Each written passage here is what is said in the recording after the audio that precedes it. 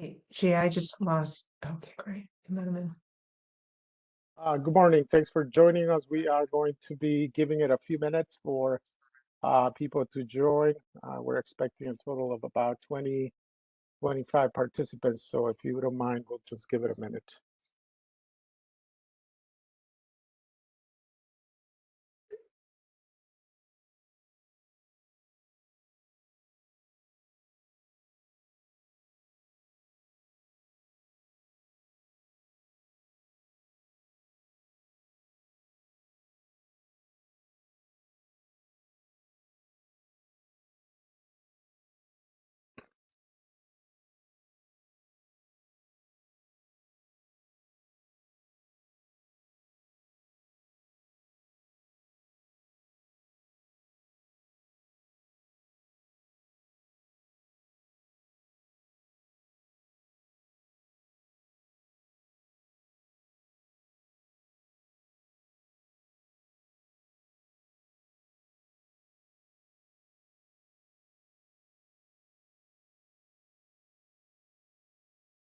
So good morning. Thanks for joining. People are little by little trickling in. We're going to give it a couple of minutes before we get going. We have about 25 individuals that have enrolled for this webinar. So we're just going to give it a couple of minutes.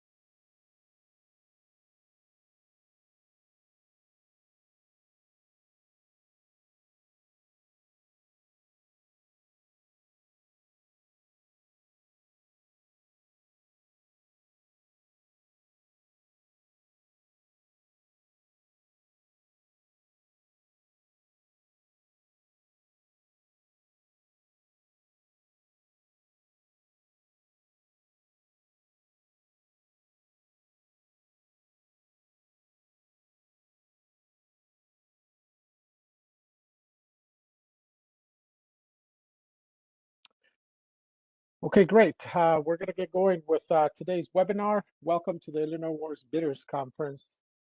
Thank you for taking time out of your busy schedule to join us. Over the next 3 hours, you will have an opportunity to participate and learn about Illinois Works in the Pre-Apprenticeship program, NOFO. That was just released at the end of July. My name is Norman Ruano, and I'm the Deputy Director of the Office of Illinois Works. I've been doing workforce development now for almost 25 years. It's been the pleasure of my life to work with a lot of people throughout the state, organizations, funding mechanisms, employers, thousands of workers. And now I'm very glad and humbled by the opportunity to lead this great office called Illinois Works at DCEO. Today, I'll be delivering some of the content today. Today, there will be two of my colleagues at the Office of Illinois Works Pre-Apprenticeship Program that are joining me in delivering this content. Monica Pruitt, who's a grant manager for Illinois Works. If you could please say hi to our audience. I can. Good morning, everyone. Monica Pruitt. I'm one of the grant managers for the Illinois Works Pre-Apprenticeship Program. Glad to have you here. Thank you, Monica. I also want to introduce Dan Martinez, who will also be delivering some of the content today. He's also one of our grant managers. Dan Martinez, if you could please go ahead and introduce yourself. Absolutely. Thank you, Norman. Again, my name is Dan Martinez. I'm one of the grant managers here with the Illinois Works Pre-Apprenticeship Program. Definitely glad and appreciative to see all of you on the WebEx today. Thank you. Then moving on to the rest of the team, Monica, Anna, if you could please go to the slide. The Illinois Works Pre-Apprenticeship team has a group of passionate professionals committed to supporting our pre-apprenticeship program success. Included in that team, besides the three of us that already introduced ourselves, we have Dr. Anna Bedard, training analyst and program coach. Anna, please say hi. Hi, good to see you. We also have Dr. Jeff Doolittle, also training analyst and program coach. Unfortunately, he couldn't be here for due to unforeseen circumstances, but Jeff is an important part of our team. You will also, we have here today Dr. Carlita Alston, also training analyst and program coach. Carlita, if you could please say hi to the audience. Good morning, everyone. Glad you're here. Thank you, Carlita. And then we also have Dr. Gia Suggs, who's the professional development lead, training analyst, and program coach. Gia, if you could please say hi to our audience today.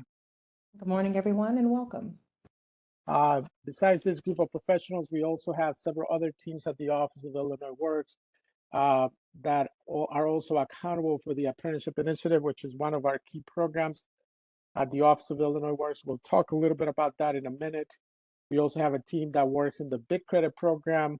We'll also discuss that later on today, and a team that's accountable for career services, which connects Illinois Works graduates to job opportunities. So these are all a group of committed individuals. You see some of their pictures on the screen, all working towards achieving the same goals, which we will discuss later on.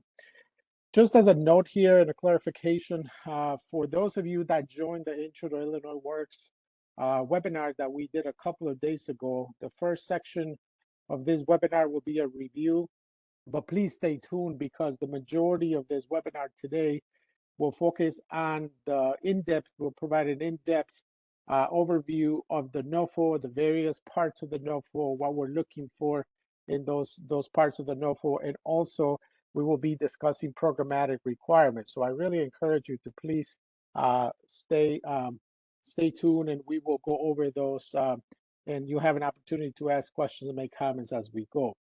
In terms of today, the objectives that we have for today are key.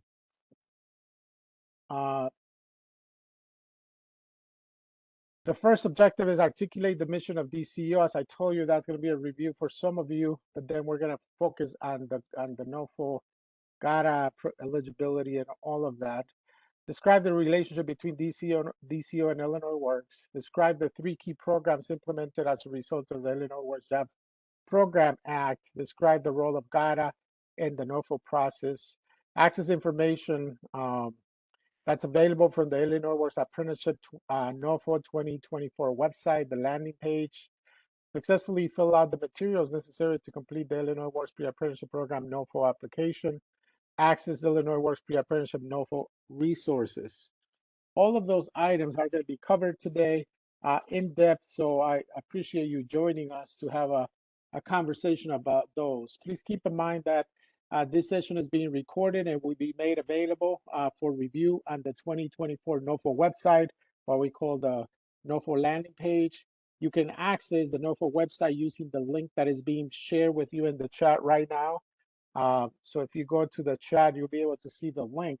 This link is going to be important even later on during the webinar as we go through various items and show you where you can find different documents and different resources on the website. Also, please allow approximately 3 to 5 business days for this webinar to be posted on the site.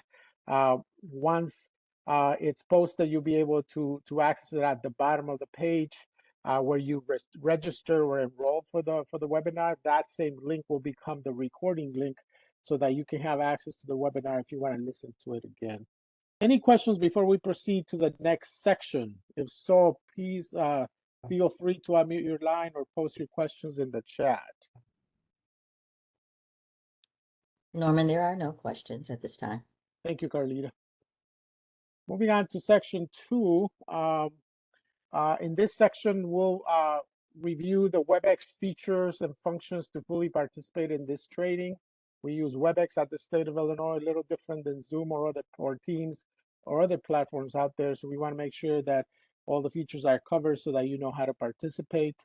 We will also introduce each other and identify what we hope to learn today, just to make sure that we are all on the same page related to what's being covered.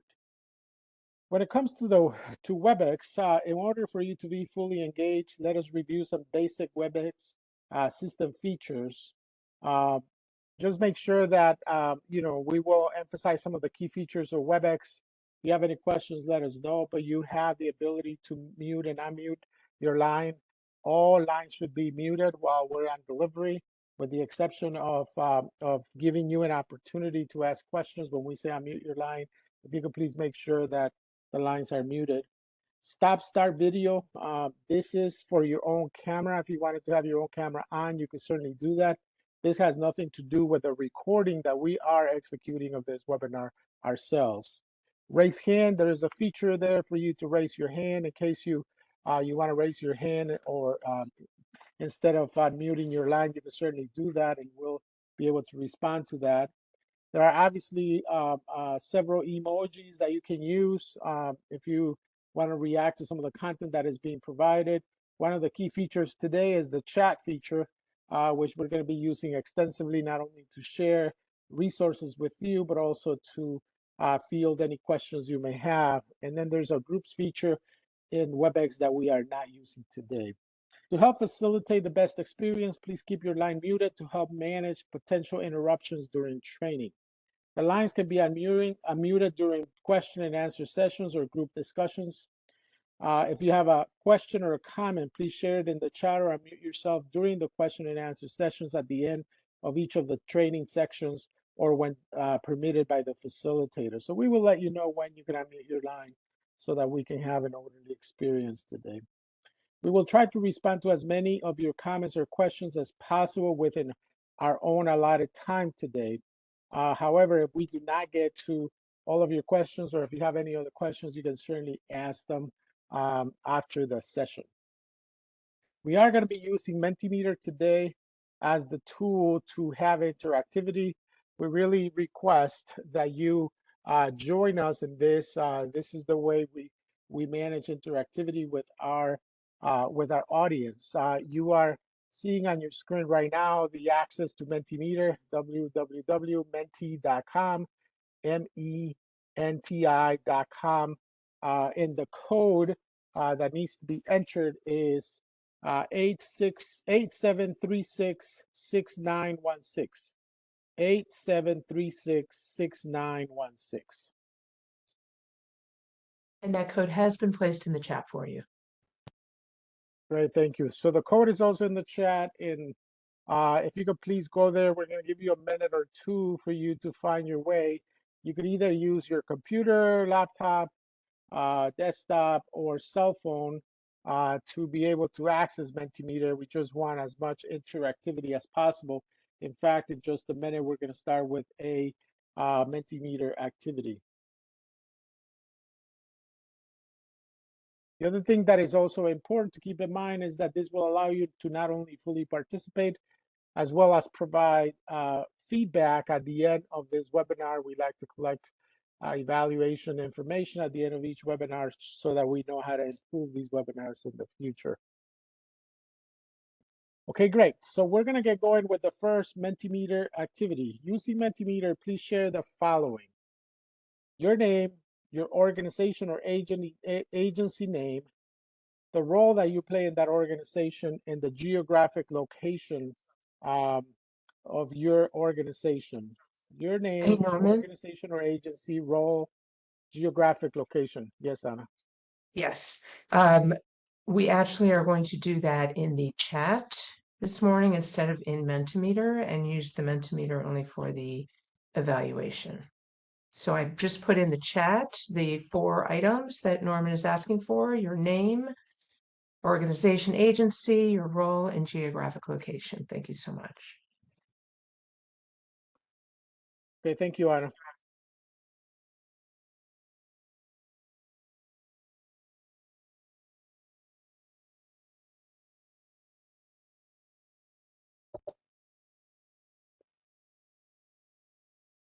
So if you could please just find your way to the chat and provide your information, that would be great.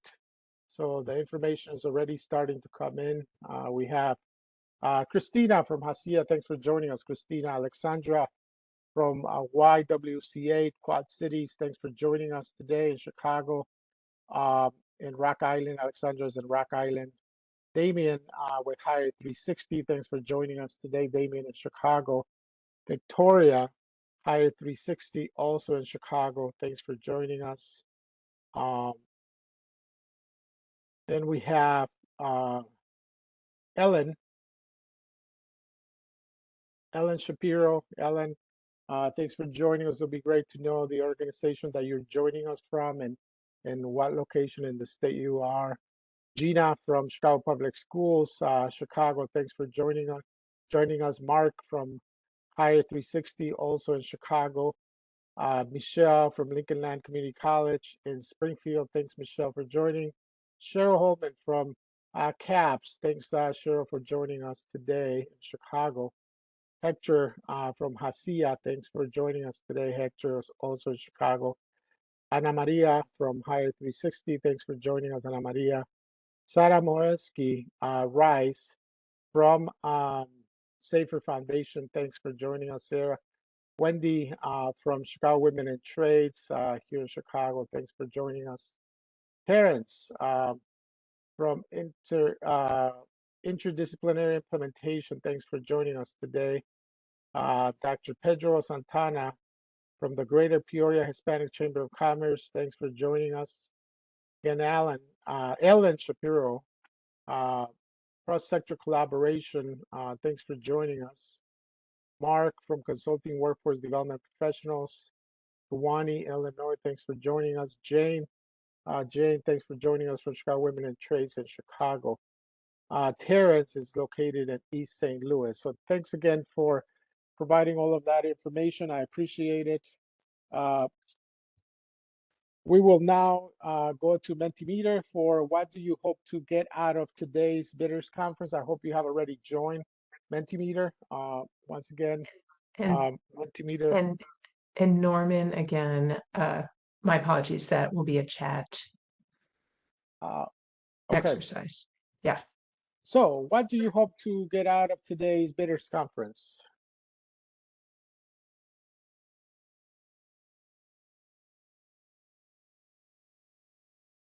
What do you hope to get out of today's bidders conference?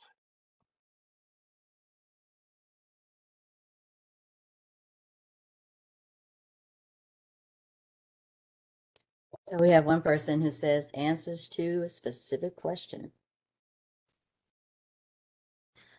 Jane says information that will help us complete the proposal. Great, thank you. Alexandra says more information about this grant. You will certainly get more information about this grant today, Alexandra. And Jane, information to help us complete the proposal. Certainly we'll go over the proposal and all the documents that will be needed to be completed for an application. Okay, thank you. Ellen Shapiro says understanding of collaborative partners allowed and additional resources we bring to the project. Does this grant fill in the gaps we have? Merrick says, I am looking for clarity on the NOFO submission process. Dr. Pedro says information to complete proposal and how it can help our helpful information to complete. My slides are sliding up really quickly. You guys are doing a great job submitting your responses. Anna says helpful information to complete this project. Mark says essential requirements for a successful grant application. Victoria says to gain a better understanding of this program/grant. Great. In fact, we're going to be covering all of that. By the way, Anna, if you could please put the slide deck back on, I would appreciate it. We are going to be covering all of those items today. It's important to keep in mind that as we go through the various items, if you have questions or comments, please don't hesitate to ask them. Then We'll do an extensive covering of all the sections and the documents in the NOFO. We'll also talk about programmatically what is required of Illinois Works so that you have an idea as you plan to complete that NOFO.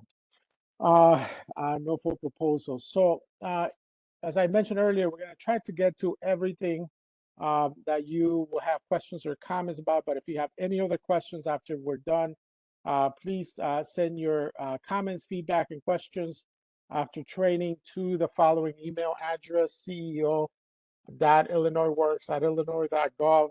We will receive your answer, provided your questions, provide an official response. Those will be posted in the Q&A section of the NOFO landing page. We provided the link to the NOFO landing page earlier today, so I hope that we'll be able to get a lot of information and then go from there. Okay. Here is being provided. Dr. Alston just provided again the link to the landing page. If you click on that link, it will take you to the website that was specifically designed for this NOFO. Any questions or comments now before we proceed to the next section? Okay, Norman, there are no questions. Great, thank you, Carlita.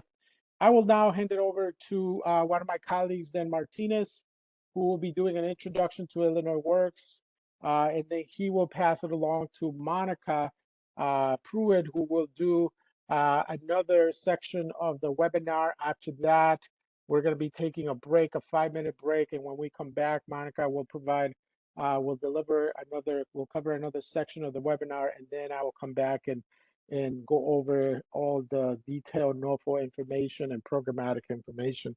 Thanks again for joining us. Go ahead, Dan. Thank you very much, Norman. Right now, we're going to be discussing an overview of the Office of Illinois Works.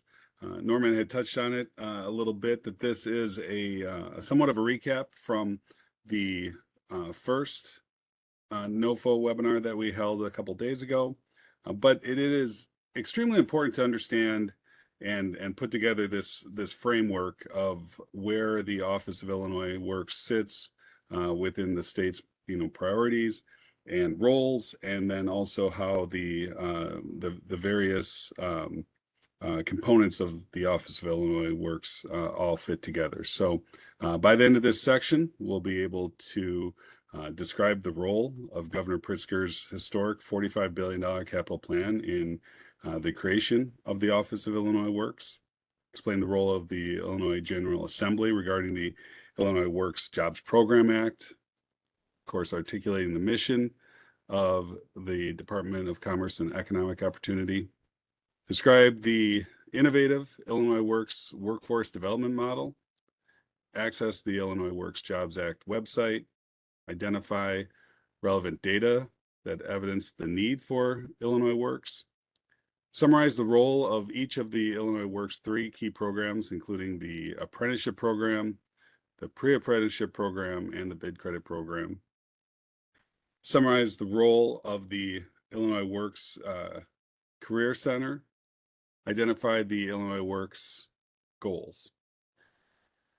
So as I mentioned, this is part of the $45 billion capital plan, and it is the Office of Illinois Works is a top priority of the governor's economic plan. So with this new capital funding, it set the way to pave for tens of thousands of jobs over the next decade in the construction industry. And the Illinois Works Jobs Program Act was intentionally designed to increase the equity and opportunity in capital construction jobs for underserved groups, including people of color, women, and veterans. And we'll take a look at some of that, the data underlining that need in a few minutes. The intention is to invigorate the Illinois workforce for the future.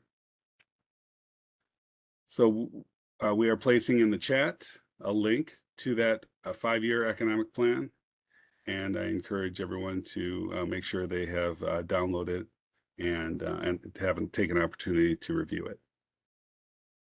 So the Office of Illinois Works is housed in the Illinois Department of Commerce and Economic Opportunity, usually referred to as DCEO.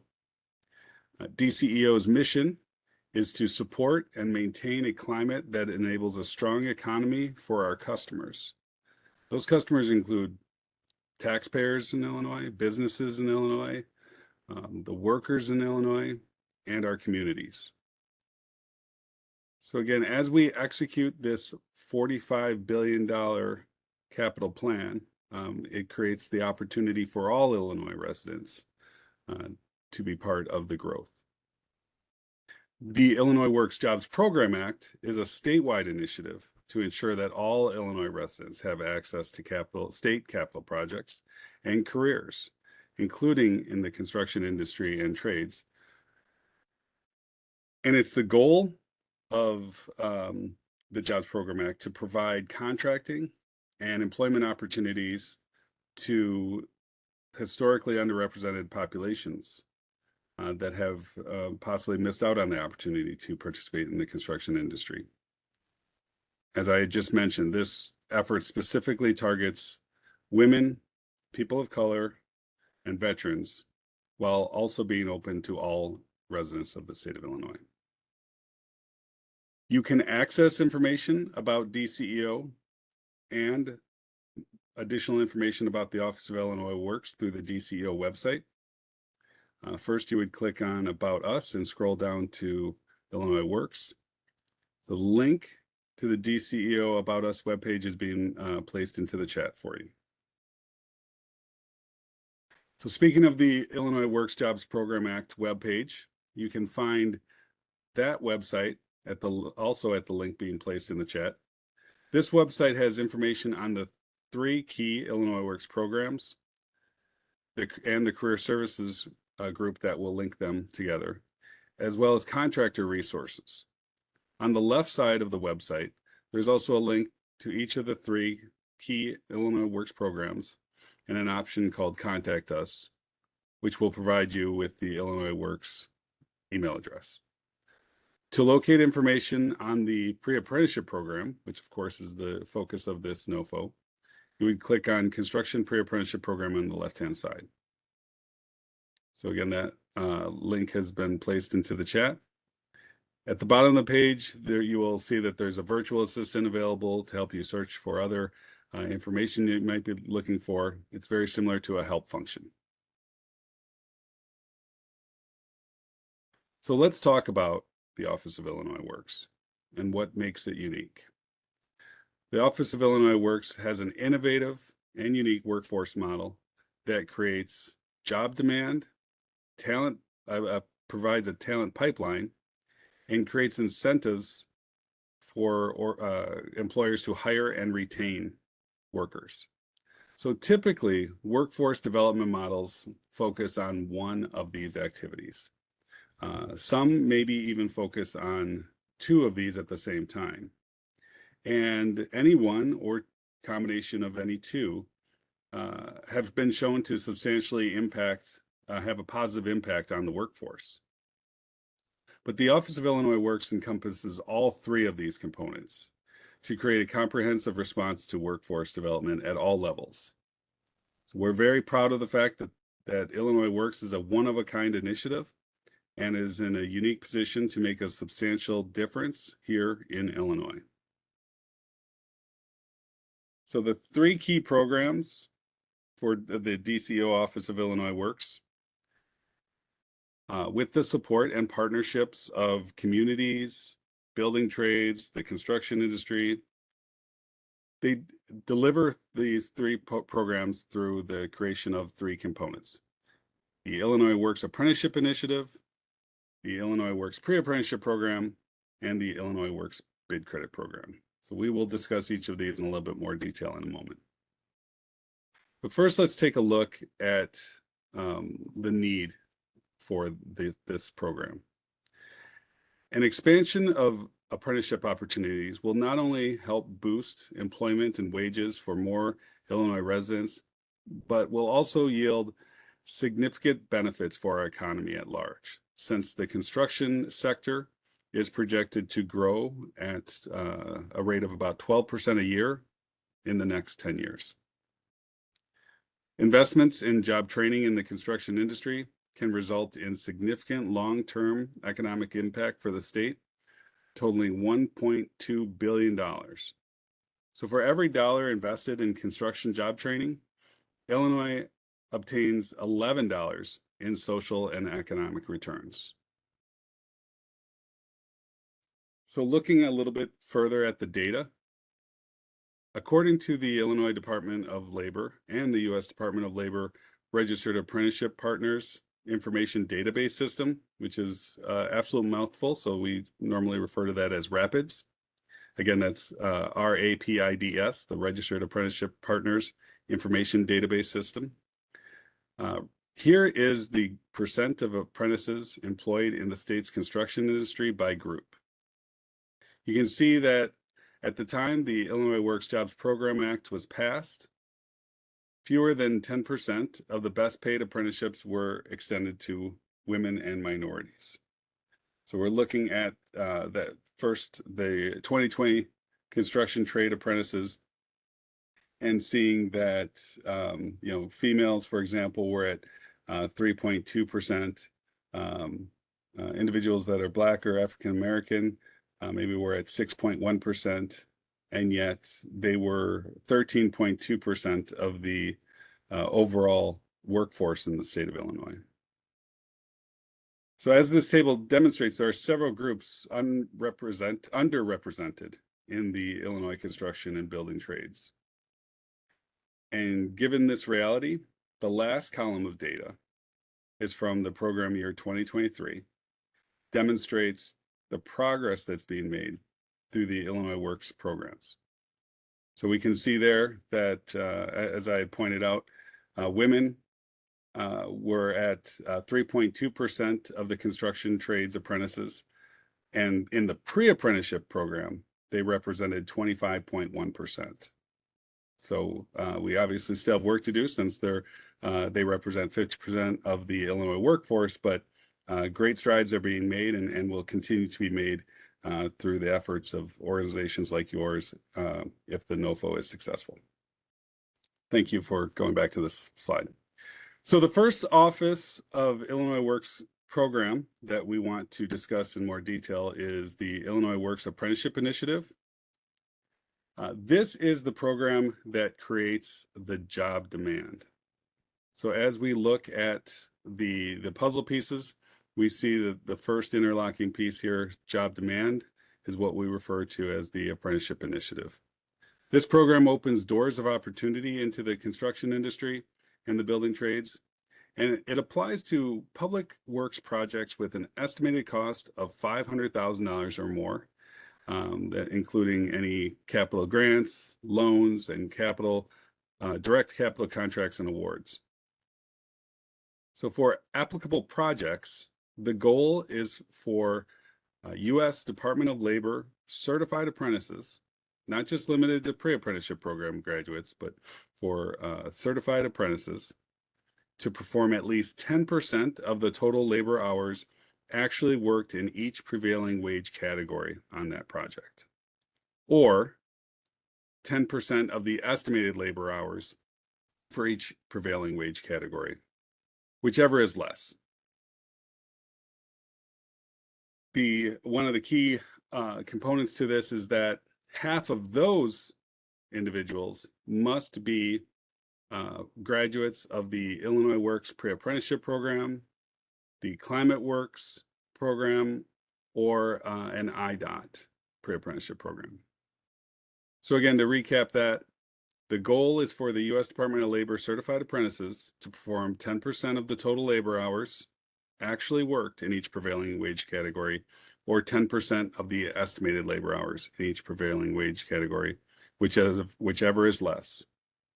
And at least half of those 10% must be performed by Illinois Works graduates or graduates of another one of the designated programs. By having an established goal like this, contractors generally find themselves in need to hire more apprentices which again is that job demand piece of the puzzle for our graduates. The apprenticeship initiative launched in June of 2020 and is presently overseeing the compliance of over 800 projects that are combined worth over $8 billion. And as part of the Illinois Works commitment to continuous quality improvement, in August of 2021, we launched a new system that allowed us to transition from what was initially a very manual quarterly reporting system to a real-time reporting system that utilizes Smartsheet technology. Smartsheet is an online compliance management platform.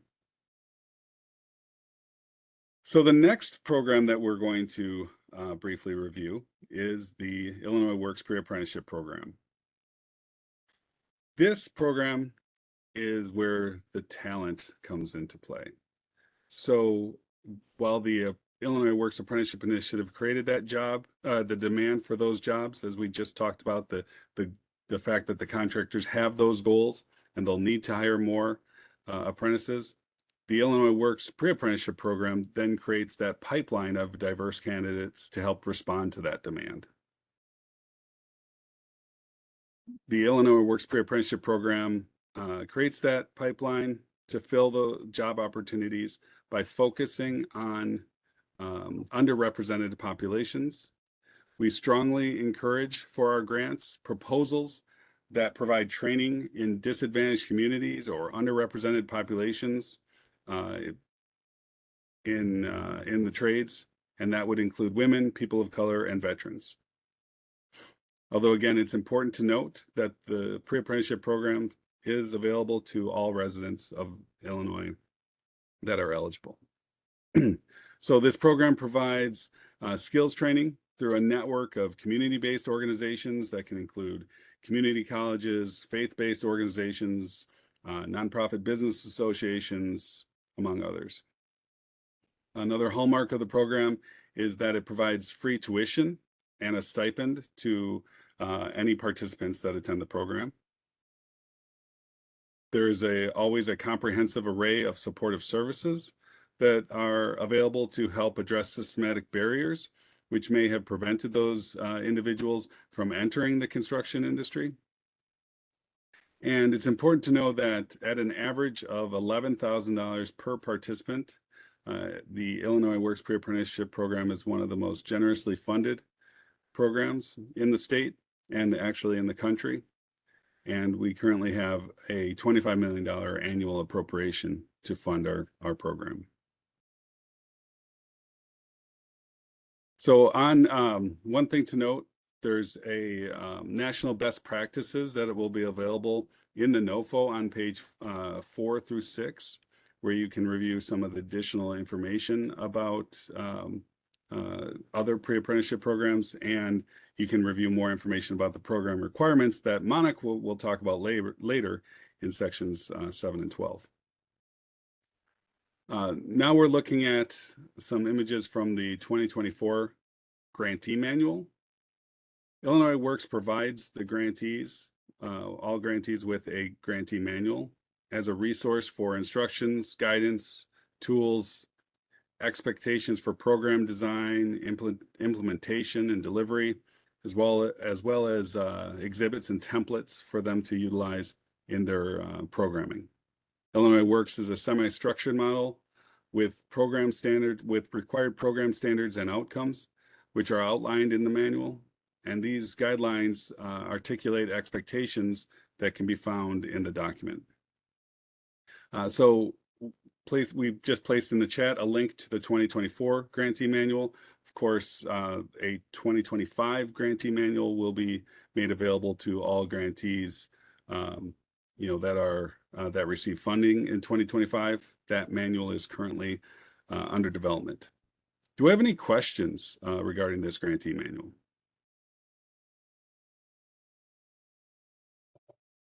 No? Okay. Okay, Dan, there are no questions. Perfect, thank you. All right, so where does the Illinois Works Pre-Apprenticeship Program currently stand? Okay, Dan, sorry, there is one question in the chat. Damien is asking, can we get the manual a lot earlier than last year? So that certainly is our expectation. As I said, we've already been working on development of the grantee manual. For those of you on the call that are new to this, and this is maybe one of the first times that you have that you're working through the NOFO, that question was from one of our existing grantees that is going back through the competitive bid process.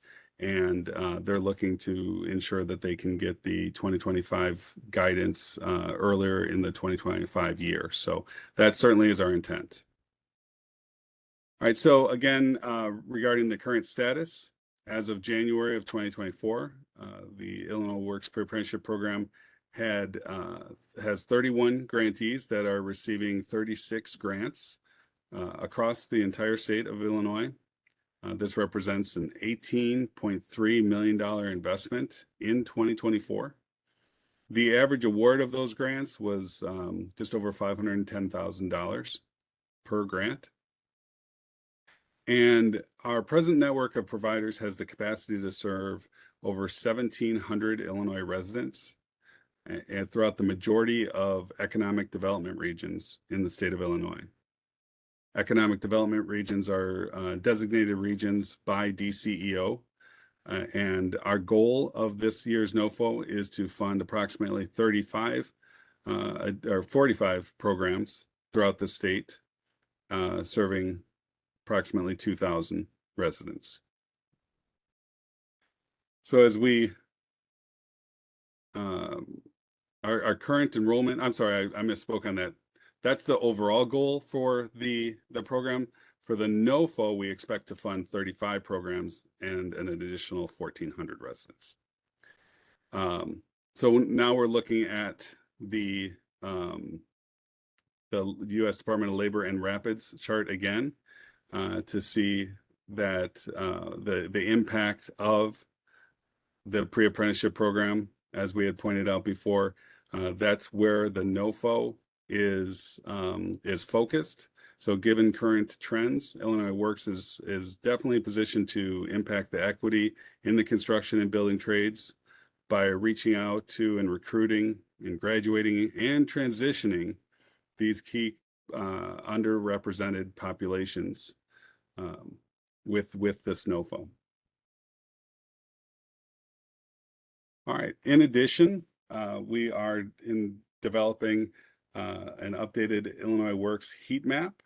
This is one of the tools that Illinois Works will be providing to support the success of all of our grantees. This technology will provide an overview of statewide demographic data, Illinois Works project data, as well as the location and essential information of all Illinois Works pre-apprenticeship programs and U.S. dual registered apprenticeship programs. So grantees can access information through the heat map of both the pre-apprenticeship program and the registered apprenticeship programs. The registered apprenticeship programs are identified in those blue squares. The concentration of underrepresented populations are represented by the red circles, and the larger the circle, the larger the concentration of underrepresented population. There's also Illinois Works projects by county, and that's the shading of the county, the pink or red projects. With the counties that have higher concentration of those projects are in pink and red, and lower concentrations are in the green or teal. So the next program that I'm going to discuss is the Illinois Works Bid Credit Program. So this is the final piece of the puzzle that we're illustrating here, which provides contractors and employers with the incentive to hire and retain the Illinois Works Pre-Apprenticeship Program participants. This really, if we take a look at the overall model, again, the unique and innovative concept that we're incorporating all three of these of these drivers into a single workforce development model. We have the Illinois Works Apprenticeship Initiative, which creates the demand for jobs, the Pre-Apprenticeship Program, which creates that pipeline of diverse candidates, and then the Pre-Apprenticeship or the Illinois Works Bid Credit Program, which will help ensure that all of those pre-apprenticeship program graduates are hired and retained by contractors and subcontractors. The bid credit program does this by incentivizing contractors to hire and retain those candidates by earning bid credits, but that from employing graduates of the Illinois Works Pre-Apprenticeship Program that have become apprentices in registered apprenticeship programs. Bid credits can be used toward future bids for public works projects contracted by the state of Illinois or an agency for the state. So looking a little bit more at how this works, again, those bid credits are earned based on initially employing apprentices who have graduated from the Illinois Works programs. They can be earned for any project that the graduate works on, so they don't just have to be state projects, although the bid credits are redeemed on state projects. The Office of DCO is establishing a bid credit earning rate for all prevailing wage construction trades, and these rates will be revised and reviewed annually. Currently, there is no maximum amount of bid credits that can be earned by contractors or subcontractors, and no limit to the number of Illinois Works Pre-Apprenticeship program graduates that they can hire. So the bid credit program is administered by DCO and through the creation of a bid credit bank. That's the mechanism for tracking those bid credit programs. Bid credits can be pooled between multiple contractors and subcontractors for a single capital funded project, but there will have to be a maximum allowable bid credit amount for each project based on the estimated project cost. So the bid credit program has launched, and there is a tool to support the transition of Illinois Works Pre-Apprenticeship graduates into DOL registered apprenticeship programs. Companies will qualify to get bid credits as long as the Illinois Works Pre-Apprenticeship Program graduate is in that apprenticeship program. So if it takes graduates, 2, 3, 4, 5 years to finish their registered apprenticeship program, the contractor will continue to get bid credits, and that's that retention portion. It's not just the hiring portion, it's retention. The contractor will continue to get bid credits for each of those years.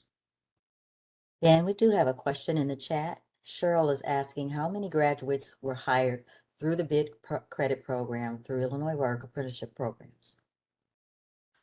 I don't have that number in front of me. The program I know has just launched. I know that there are some. Certainly, we have been getting information or requests for information from contractors to identify individuals that are graduates, because that is obviously a key piece of the puzzle, right? They will have to be registered with the U.S. Department of Labor, and that's RAPIDS that I talked about, and have that RAPIDS ID. And then the other component is verification that they are Illinois Works graduates.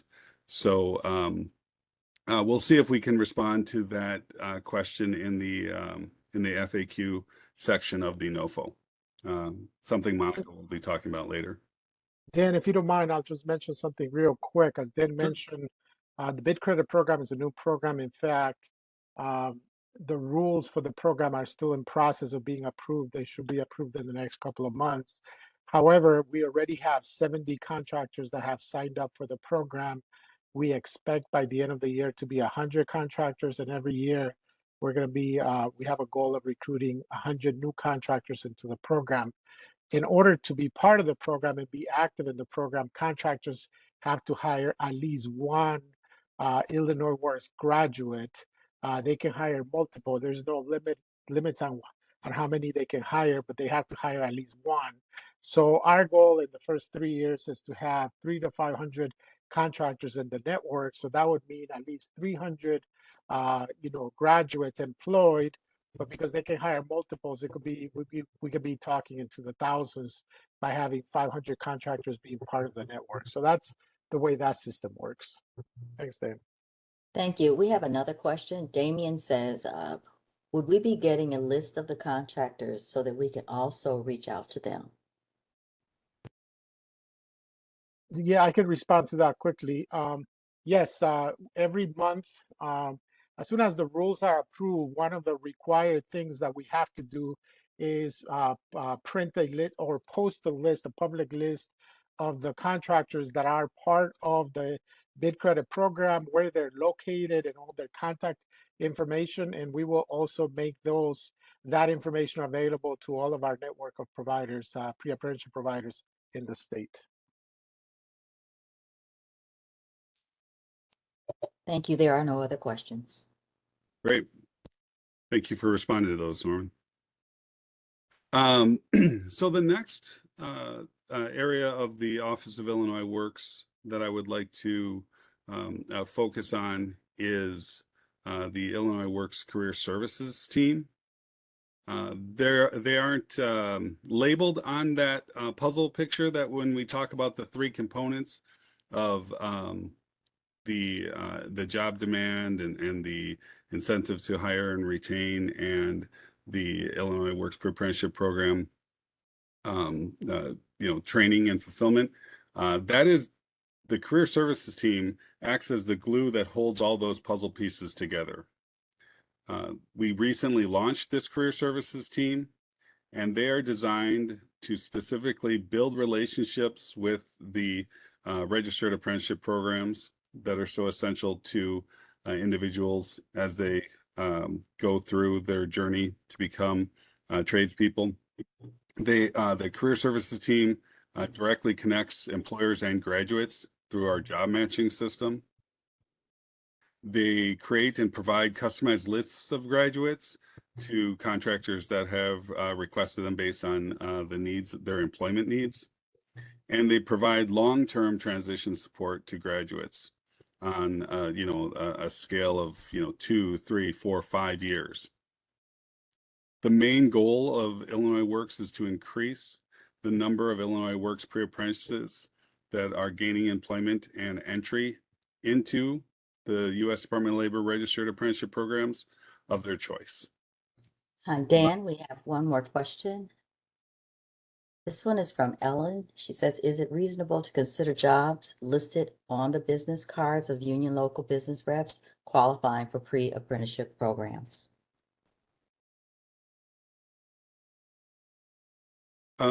Ellen, if you could go ahead and unmute yourself and maybe provide a little bit more context to that question. I'm not sure what you mean by is it reasonable to consider jobs? Thank you for that. We're working can you hear me? Yes. Good. We're working in the painting field, and we have a number of different categories, but we know we align with the locals. And we're in a smaller segment. I just wondered if we qualify to be considered pre-apprentices. We're doing a tremendous amount of work and program development. You're asking if what you're currently doing qualifies to be considered a pre-apprenticeship program? Pre-apprentice. Um, We align directly with the locals. What we've done and what we've created is just a complete match, and we're getting good success. Well, that's fantastic. There are certainly pre-apprenticeship programs throughout the state, throughout the country. There are pre-apprenticeship programs that predate the Illinois Works pre-apprenticeship program, but ours, of course, is a unique and defined program. So, and I'm not sure if this is what you're asking, but we have been asked before, essentially, by organizations that say, well, we run this pre-apprenticeship program. Can we receive your funding to run our current pre-apprenticeship program? And Okay, that's not what you're asking. We're not asking that. What we've done is we put together a collaboration of several existing stakeholders, and it aligns directly with your model. We have a couple of gaps, is where we are in moving forward. But we're in the painting trades, and I just don't know if that qualifies. Do you see that in the construction field? Oh, is painting one of the Correct. construction You trades? accept painting. Yeah, we actually, I think we could probably address this in in the NOFO FAQ. We can provide a link to the trades that are considered construction trades under this program. That works great. But just to make it clear, Alan, this is Norman. Yes, the painting trade, it's an official trade under construction that qualifies for Illinois Works. We operate it. We support the whole of construction industry, the trades, all of the trades, painting being one of them. We even support people going into the professional services. That in our system right now is considered what we call alternative construction. Is not a primary goal for us, but we also support that. But yes, painters, definitely one of the trades that we work with. Our present grantees and providers extensively work with the painters, union and non-union in the state of Illinois. I'm aware of you working with 14. Okay, thank you so much. Thank you. All right, so we were talking about the career services team and how they support all the other three offices or the other three efforts within the Office of Illinois Works. And we had mentioned that they build relationships with registered apprenticeship programs, that they connect directly to employers and graduates. They can provide customized lists of graduates to contractors based on their hiring needs, and that long-term transition support to graduates. So the main goal of Illinois Works is to increase the number of Illinois Works pre-apprenticeship program graduates in gaining employment and entry into registered apprenticeship programs. And by achieving this goal, the team directly supports the goal of connecting contractors to that highly qualified talent pipeline, which then allows those contractors to earn bid credits to be used on future capital projects funded by the state of Illinois, and at the same time gives them the ability to comply with the Illinois Works Apprenticeship Initiative. So one of the things I just mentioned is connecting Illinois Works graduates to the contractors. The Illinois Works Career Services team facilitates job matching. This team works hard to ensure that this is a seamless and efficient process. Contractors only need to submit a job order through the Illinois Works employer form and specify their employment needs. And the Illinois Works Career Services team will send a list of Illinois Works graduates to match that employer's job requirements. This is a user-friendly online form that can also be used by contractors to provide follow-up information about those graduates that they have screened and hired from the list that they receive. So it's a two-way communication process.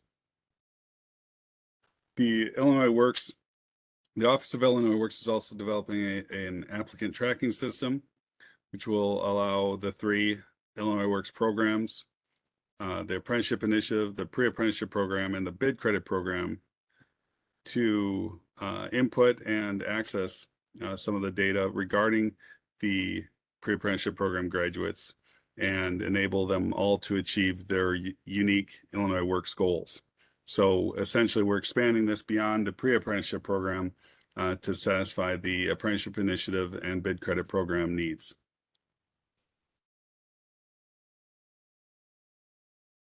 So with your partnership, we hope to achieve our goals, which are to provide a career pathway for residents in disadvantaged communities, provide eligible apprentices with the skills for a lifetime job security, promote construction as a viable job industry for women and minorities, provide construction provide the construction industry with consistent, skilled workforce for generations to come, and create new partnerships between state agencies and community organizations. So I'd like to recap that you can learn more about Illinois Works programs by accessing the pre-apprenticeship or the Intro to Illinois Works webinar that we provided a couple days ago. That webinar will be available on the Illinois Works Apprenticeship NOFO website. You can access that website, of course, by utilizing the link in the chat. So before we go to the next section, and I hand the microphone off to Monica, are there any questions?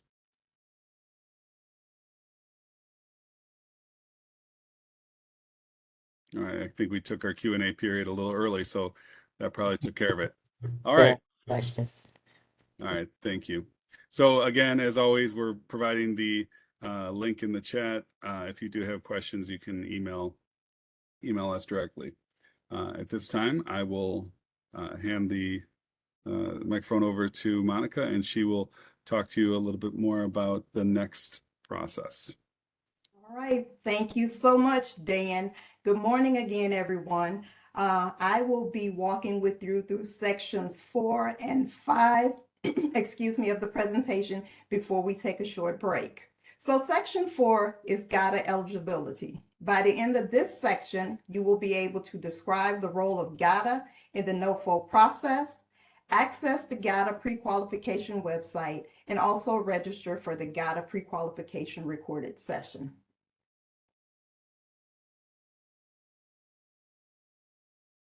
As many of you know, the Illinois Works Pre-Apprenticeship Program Notice of Funding Opportunity, also known as the NOFO, was released on July 26, 2024. You can access the Notice of Funding Opportunity by using the link that is being shared in the chat.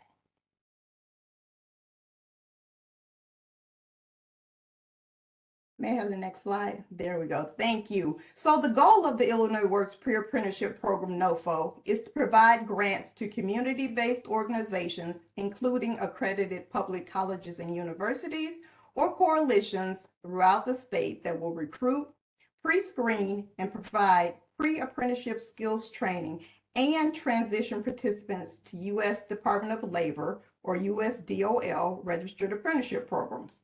Successful grantees will be expected to provide pathways and manage the transition from the pre-apprenticeship program to a DOL registered apprenticeship program, which is, of course, the primary goal of Illinois Works in both construction and the building trades. Presently, the Illinois Works Pre-Apprenticeship Program funds 36 programs located throughout the state of Illinois that represent 5 different models. We are currently funding school districts, small and medium nonprofit organizations, large nonprofits, community colleges, and also business associations. This funding opportunity is focused, although not exclusively, on awarding grants in geographic areas where the Office of Illinois Works does not presently have pre-apprenticeship programs, and to increase the representation of underrepresented groups that presently are not served or are underserved by existing programs. This includes individuals of Asian descent, veterans, and women, amongst others. Of course, Illinois Works will also work to sustain its present services to both African Americans and to Hispanics. This NOFO is open to all economic development regions, but the following regions and counties are strongly encouraged to apply. And there's a whole laundry list there included on the slide, which includes Region 1, Sangamon County, Region 3, Peoria County, and also McLean County. The Northeast region, also known as Region 4, includes DeKalb County, DuPage County, Kane, Kankakee, and Kendall counties, McHenry County, suburban Cook County, and also Will County. The Northwest region, known as Region 6, includes LaSalle County, Rock Island County, and Whiteside County. In addition to the regions included on our slide, we also have the Southeast region, Region 7, which includes Marion County and Lawrence County. And last but not least, we strongly encourage applicants from Region 8, which includes Jackson County. If you're not familiar with some of these areas, you can see the geographic boundaries of these regions by using the link that is being placed in the chat. The Illinois Works Pre-Apprenticeship Program will fund approximately 35 programs throughout the state, including new grantees, serving more than 1,400 residents. A new grantee can be an experienced or an inexperienced provider, large or small, as long as that organization has the ability to reach and effectively serve the underrepresented population. And before we move on, let me emphasize the regions that I just discussed and the counties. Make note, those are our areas of focus. However, applicants outside of those regions will also receive consideration. So if you're outside of one of those areas, we hope that you will consider applying as well. Okay, next slide. We're going to move on to the next slide, which is the GATA pre-qualification website. So the first step in the grant application process is the Grant Accountability and Transparency Act pre-qualification. Fortunately, it's also known as just the GATA pre-qualification. You cannot apply for a grant under this NOFO if you are not GATA pre-qualified. For information regarding GATA pre-qualification, you can access the GATA website using the link that has been placed in the chat. Timeframes. Timeframes are so important here. It is important to note that the GATA pre-qualification process can take several weeks. If you have not completed your GATA pre-qualification, it is critical to get started now. This is not just the state process, but it also involves a federal process as well. If you do not have a GATA pre-qualification, your proposal in response to this NOFO will not, and I emphasize, will not be considered. Okay, so all Illinois Works NOFO applicants must complete the pre-qualification process. Your current GATA standing must be good. Your GATA profile must be maintained, and also you must ensure that your GATA portal is cleared. In the meantime, the state of Illinois is developing a new statewide life cycle grant management system. This new system will provide a common internet accessible platform for all grant activity, which will be accessible through the grantee portal. To learn more about the GATA portal, please access the link that is being shared with you in the chat. Thank you, Carlita. Okay, for more information regarding the above criteria, you can access the GATA Grantee Resource website using the link that is being shared in the chat now. I'll give you a moment to grab that link before we move on and talk a little bit more about our informational sessions.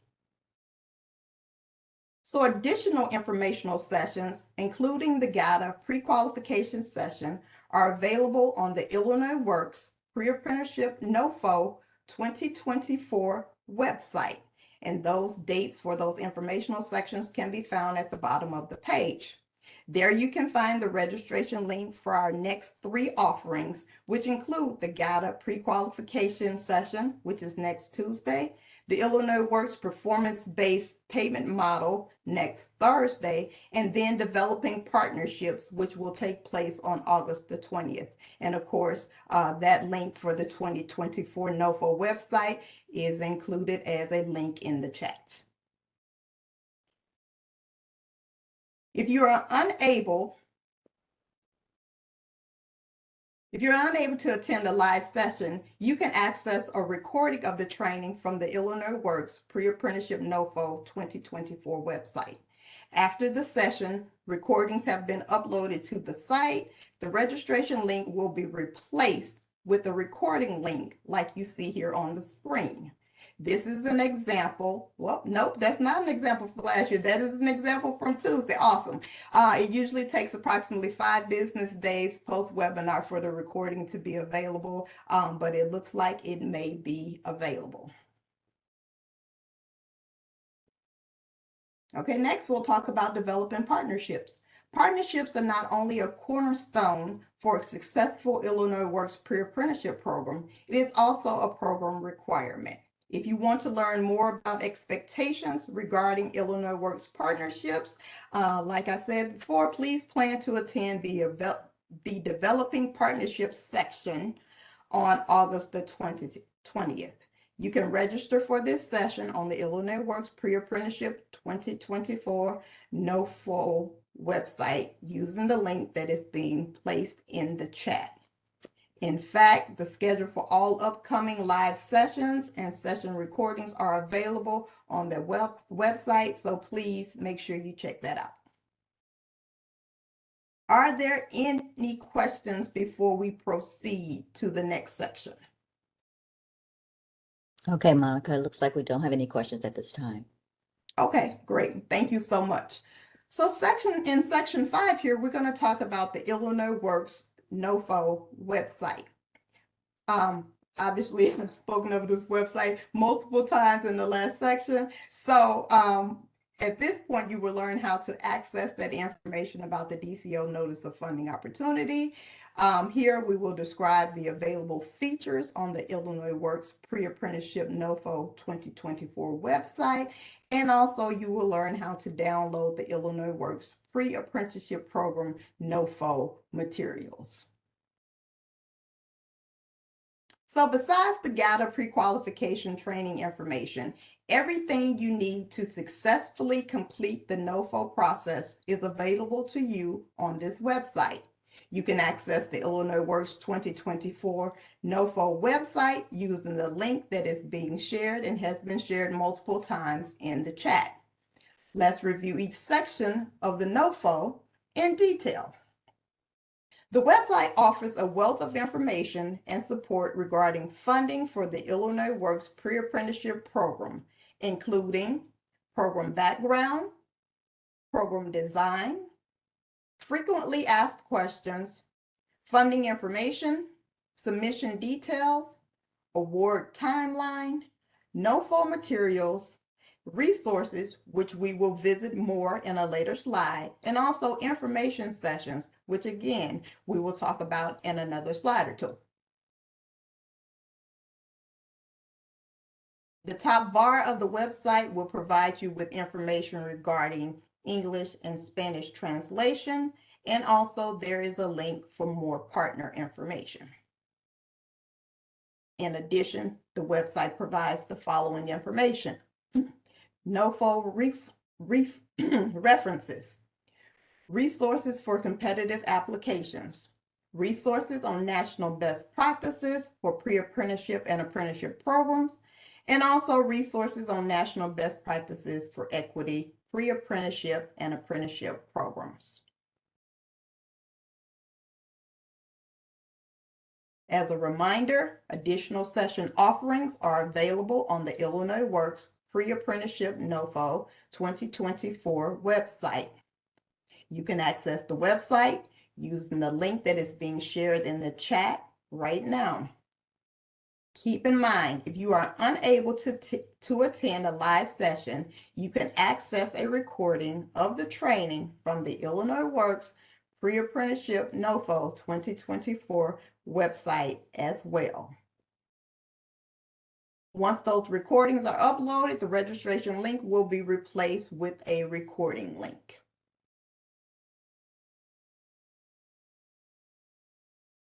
Okay, to download the NOFO on the NOFO website, go to NOFO materials on the right side of the screen and select Illinois Works Pre-Apprenticeship NOFO. Everything you need to successfully complete the Notice of Funding Opportunity process is available to you on this website. Please take advantage of it. Okay. Carlita, are there any questions in the chat or any of our participants? Please feel free to unmute and let me know if you have any questions.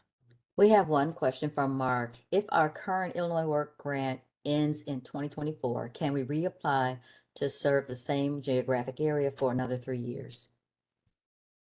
I'm going to say yes, and Norman, I'm sure you will add any additional information that is required. But if your 3-year grant period has ended and you're interested in applying for the same geographic location, I believe that answer is yes.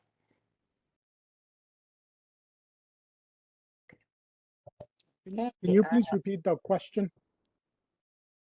the question is, if our current Illinois Work grant ends in 2024, can we reapply to serve the same geographic area for another 3 years? If it ends in 2024, at the end of 2024, yes, you have to, if you want to serve the same geographic location, or if you want to serve that in other geographic locations, you would use this NOFO process holistically and comprehensively the way it's designed for you to apply for funding. Again, keep in mind, and this is something that I will discuss later in the presentation, is for those that are applying that were former providers of Illinois Works or that are existing providers of Illinois Works, your performance with Illinois Works is part of what the evaluators will look at as they evaluate your applications. Thank you. There's no other question in the chat. Okay. I take that back. We have one more. I said, did you speak too soon? They're coming in quickly. Here we go. Alexandra is asking, other than painting, what are some examples of alternative construction trades that are official trades under Illinois Works? Also, do we have to be a construction trade company, or could we just collaborate with construction companies? Okay. I'm going to take the opportunity to say, I don't know. Norman or Dan? Alternative, and I just add that alternative construction is new this year, so I'm not familiar with all of the trades that are included. Okay, yeah, good question. So let me just answer part 2 first. Companies, construction companies, for-profit construction companies cannot apply for this funding opportunity. This funding opportunity is only for nonprofit type of organizations. Construction companies are required partners with our providers. Our providers are required to partner and work with closely with construction companies. They're required, obviously, to also work with DOL registered apprenticeship programs, but for-profit companies are not allowable applicants for this funding opportunity. They can be part of an application as a partner with a nonprofit applicant, but they are not. They cannot apply directly. In terms of alternative construction is a new category, as Monica mentioned, for program year 2024. Our primary goal at Illinois Works, per the law, is to transition people to DOL registered apprenticeship programs, union or non-union. Just very important to keep that in mind. However, there are some graduates that go directly into construction employment, not through a DOL registered apprenticeship program. That's what we would consider an alternative construction. Some of our graduates also go and work in the utilities, gas, electricity, any other utility out their phone. All of those are considered alternative construction. Some of our graduates go work for maintenance crews at cities, city of Chicago, various counties and cities have maintenance crews. Those are considered alternative construction. They can also go work in maintenance crews at buildings. In Chicago, there's a lot of graduates that go and work at buildings, downtown or other places. Those will be considered alternative construction. They go work for school districts in their maintenance crews and building in school facilities, college facilities. All of those are considered alternative construction. And those are alternative construction because they're construction or construction related, but they are not directly through a DOL registered apprenticeship program. That's the difference between those two. Any other questions about that? Okay, thank you, Norman. We have another question from Christina. Are geographic locations not listed as priority discouraged to apply? How many extra points will priority counties be receiving in the evaluation portion?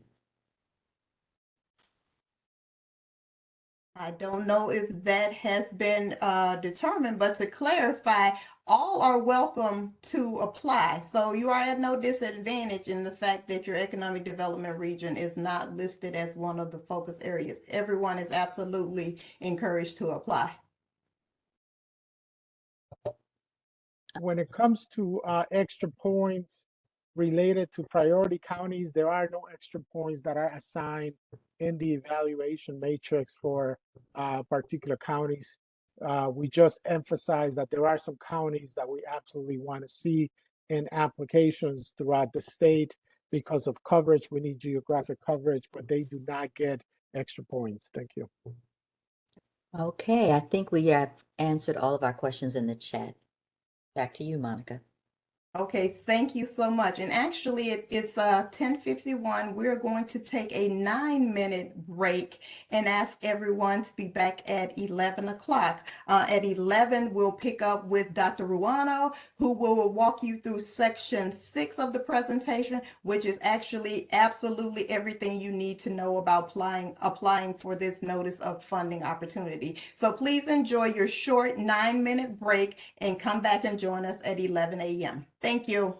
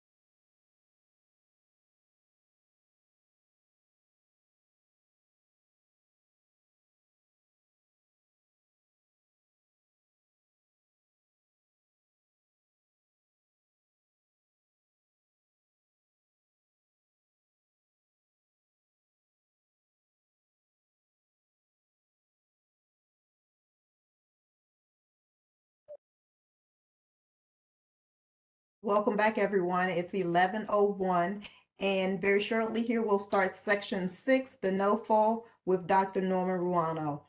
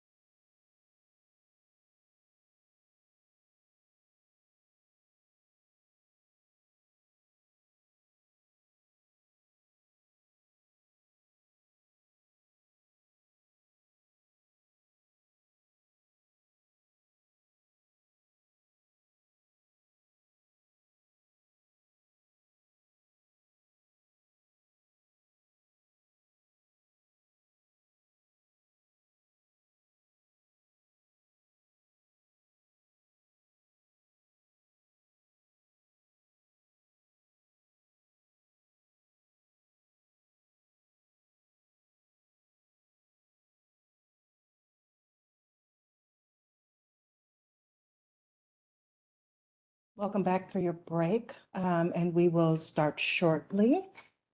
Monica, thank you so much for preparing the next presenter.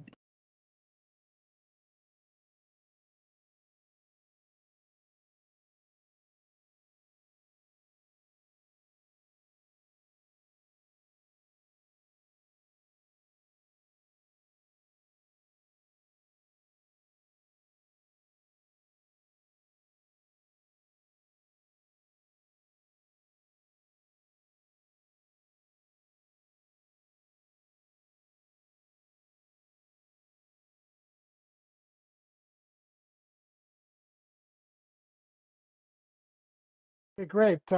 Thanks again for joining us today.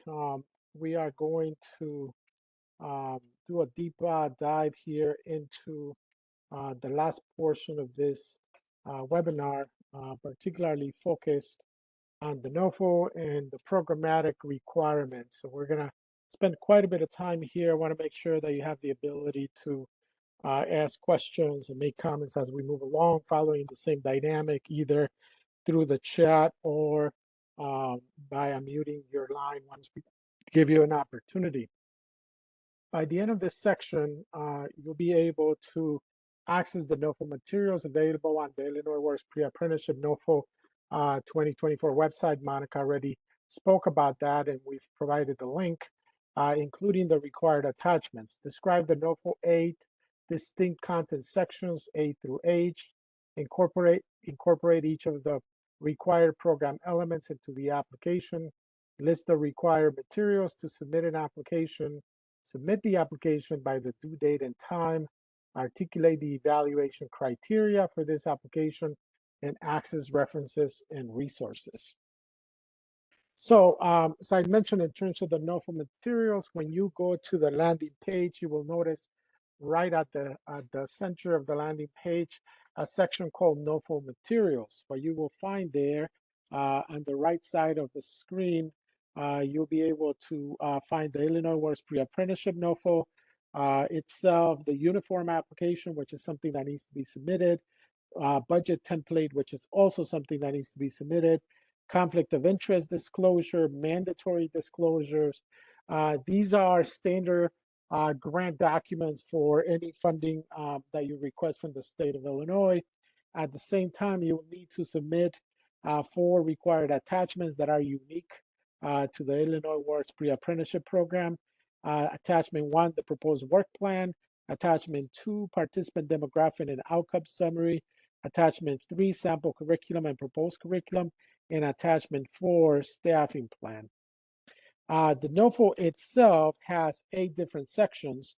We're going to start going through each of those right now. But before I go into that, I wanted to emphasize that Illinois Works is a very different system that you might have traditionally heard about workforce development models or also other workforce models. The model that we have at Illinois Works is very unique. We're going to talk about programmatic requirements in a few minutes. However, one thing I should say at this point is that one of the uniqueness about Illinois Works is that it's a semi-structured program model that has minimum requirements for a lot of the programmatic elements of the program, curricula, hours, certifications, transition services, wraparound services, how you screen and bring people into the program. There are very particular minimum requirements that we will discuss today. So I want you to really please pay close attention, because that's what makes Illinois Works a very different model.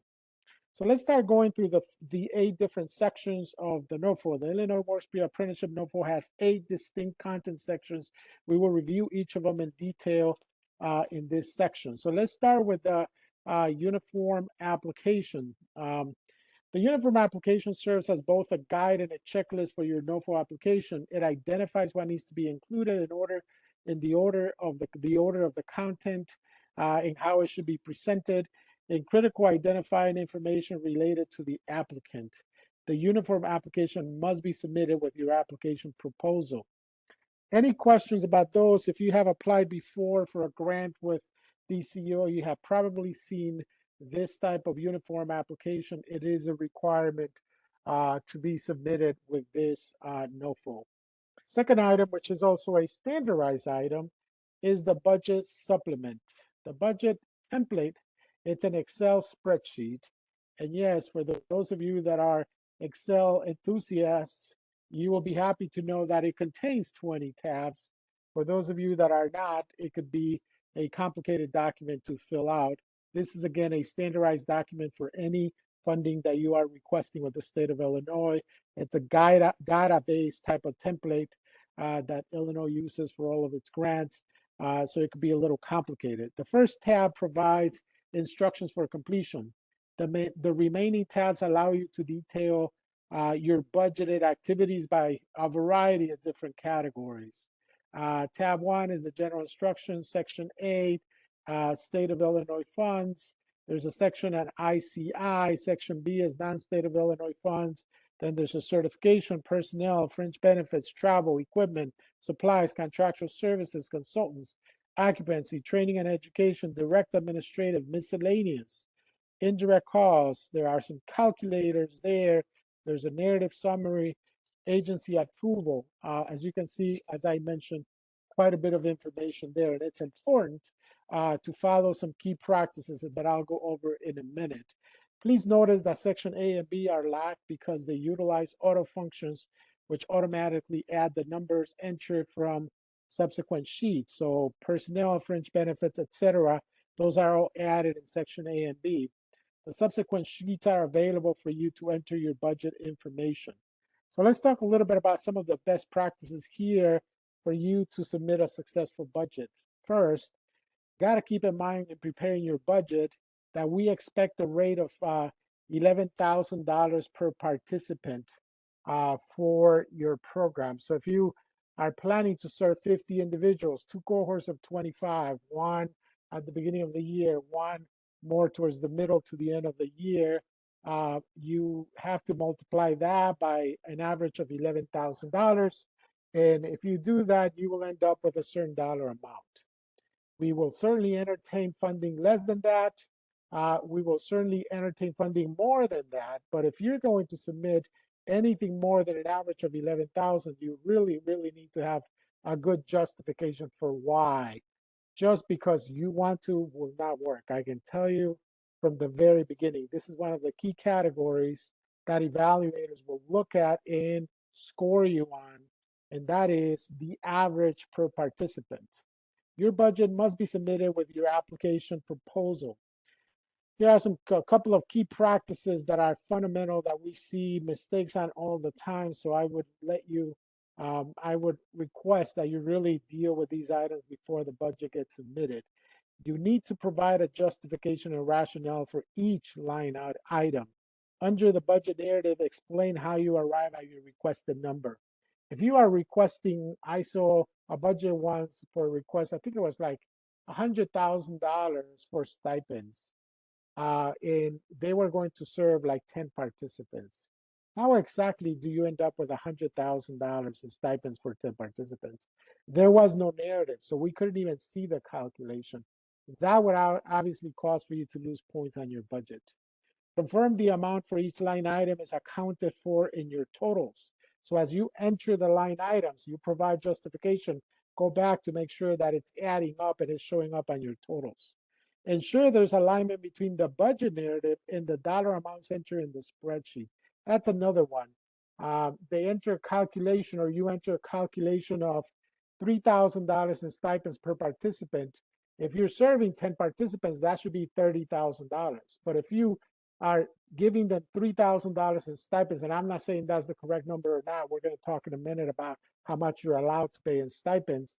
But if you add that up and then the number you entered is $50,000, well, it doesn't align. It doesn't make sense, right?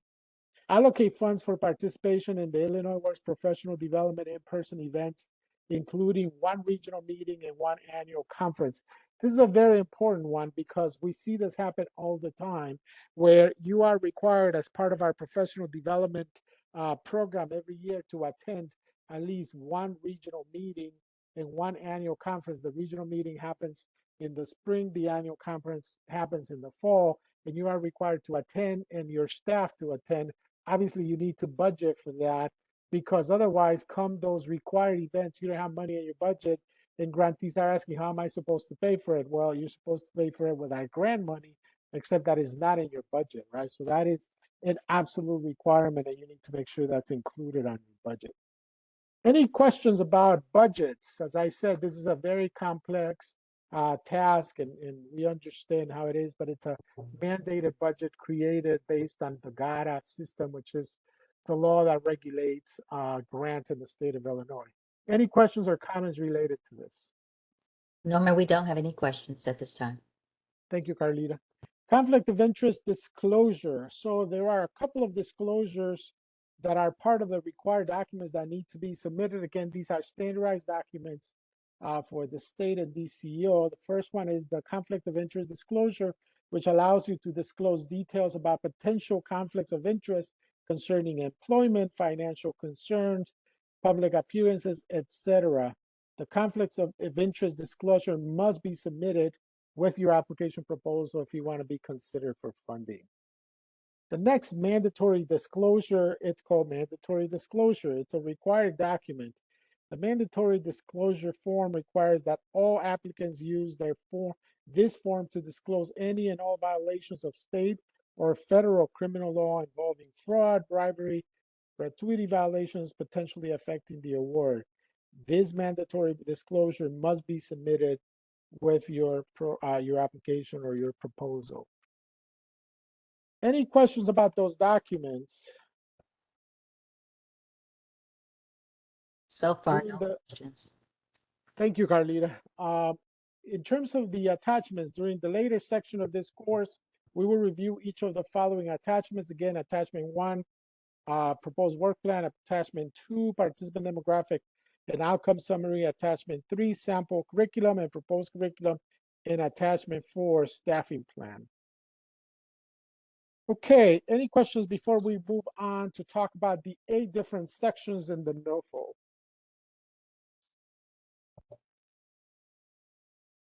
There are no questions in the chat. Okay, I'm going to focus now. Thank you, Carlita. I'm going to focus now on the actual NOFO document. As I mentioned earlier, this NOFO document has 8 distinct sections labeled A through H. We're going to go through every single one of them and discuss key and relevant items and answer any questions you may have. The first one is program description. Second one is funding information. Third one, eligibility information. The fourth one, which is D, application and submission information. Section E, application review information. Section F, award administration information. Section G, state awarding agency contacts. And the last one, other information if applicable. There's a bunch of other information that we included on this NOFO just for your reference or resources for you to use if you plan to apply. Section A, program description. This section provides an overview of Governor Pritzker's executive order regarding workforce development and job creation.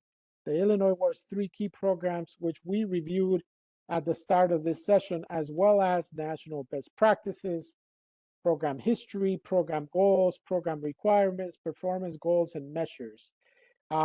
We will review program requirements in more detail later in this session, so stay tuned. But that is what is covered in Section A, which of the NOFO, which is program description. NOFO goal. The goal of the Illinois Works Pre-Apprenticeship Program is to provide grants to community-based organizations included in accredited public college or university or coalitions throughout the state that will recruit, pre-screen, and provide pre-apprenticeship skills training. I want to emphasize here, Illinois Works, it's a skills-based pre-apprenticeship program, meaning if the only thing you provide is transition services, wraparound services, all kinds of supportive services, but you do not provide a pre-apprenticeship skills training program, you will need to partner with someone that does. We have providers in that network that partner with colleges, that partner with institutes, that partner with other training providers to be able to provide the skills-based portion of the program. But this is not a program that only provides supportive services. This is a full program that provides all services. Successful grantees will also be expected to provide pathways and manage the transition from a pre-apprenticeship program to a full apprenticeship program in construction and the building trades. It's important to keep in mind again that that's the focus of this program. By law, the Illinois Works Jobs Program Act requires that we focus on transitioning individuals. This is not a traditional workforce development model where you focus on recruiting people, training them, and let's hope and pray that they get a job. This is about them having structured career paths so that when they complete, they go into the trades and they make a career in the trades. If that is not your present setup, if that's not what you do, it's important that you develop that infrastructure because that will be a requirement of Illinois Works. Presently, the Illinois Works Pre-Apprenticeship Program funds programs throughout the state of Illinois. This NOFO is focused on awarding grants in geographic areas where the Office of Illinois Works does not presently have pre-apprenticeship programs and to increase the representation of underrepresented groups that presently are not served or are underserved by our existing programs. Now, keep in mind that that we also, as Monica mentioned earlier, this is the focus, although not exclusively. We will entertain applications from all other geographic areas throughout the state of Illinois. It's also important to emphasize at this particular moment in time that this is also the way that our existing grantees that have reached the third level of funding have to reapply for funding so that they can continue providing funding for the state of Illinois. GATA requires that after the third year of funding, that you have to go back to a competitive process in order to renew your funding. So if you are a renewal grantee in this call, you certainly can respond to this NOFO to renew your funding, either for the existing geographic area that you're presently serving or for that area plus other areas that you may want to serve. 2024 Illinois Works grantees. Presently, the Illinois Works Pre-Apprenticeship Program funds 36 programs located throughout the state of Illinois that represent 5 different models. We run 5 different models of Illinois Works. They're all functional now, have tested them now through various years of funding and programming. School districts, we have some programs that are based out of school districts. School districts are definitely encouraged to apply. Small and medium nonprofit organizations, we have a large portion of our network now that are those types of organizations. We have large nonprofits, so again, small and medium nonprofits, large nonprofits. We also have community colleges and colleges in general. Several colleges are part of our network. And then we have business associations. We have a couple of those that are also part of the network. Those organizations are encouraged to apply. So is labor. So is labor-based organizations. And so are other organizations, workforce development areas, local areas, boards that are interested in applying. They are all welcome to apply. As I mentioned earlier, this is not an opportunity directly for for-profit organizations to apply. If they want to be part of our system, they have to partner with one of the organizations that I just mentioned. What's the focus? The 2024 NOFO is focused on awarding grants in geographic areas where the Office of Illinois Works does not presently have pre-apprenticeship programs. with the goal of increasing the representation of underrepresented groups that presently are not served or are underserved populations. Specifically, we have populations that are underserved, such as Asians, Asian Americans, veterans, and women. Even though we have a healthy number of women that are being served, they're seriously still underrepresented in the construction industry in the state of Illinois, and is our continued effort. Veterans are also underrepresented in the Illinois Works Network. It is our goal and our hope that we will increase their representation through this NOFO. Monica mentioned earlier some of the areas that we're targeting. I am not going to go over all the counties, but we have some counties in Region 1, which is the Central Region. We have some counties in North Central Region, which is Region 3. We have some counties in Northeast Region, which is Region 4, Northwest Region, which is Region 6, and Southern Region, which is Region 8. In fact, I would really appreciate if we would see some applications coming from Region 8, Jackson County in particular. That's the area of the whole state where we have no Illinois Works representation. We have representation in all of the other areas. There are some counties that are better represented than others, but in the southern region, particularly Jackson County, we have no representation, and we have been working hard throughout the years to identify organizations there. We have not seen an application yet, but we hope to be able to see one or two this time around. Illinois Works is also seeking to increase recruitment, training, and transition for populations that are currently underserved, specifically veterans, Asian Americans, women, among others. Illinois Works plans to fund up to 35 new grantees to join renewal grantees to create a network of 40 to 45 providers with capacity to serve 1,800 Illinois residents. In fact, that's a mistake on our part. The 40 to 45 providers will have capacity to serve 2,000 residents. That will be our maximum capacity going forward. We're going to sustain the network.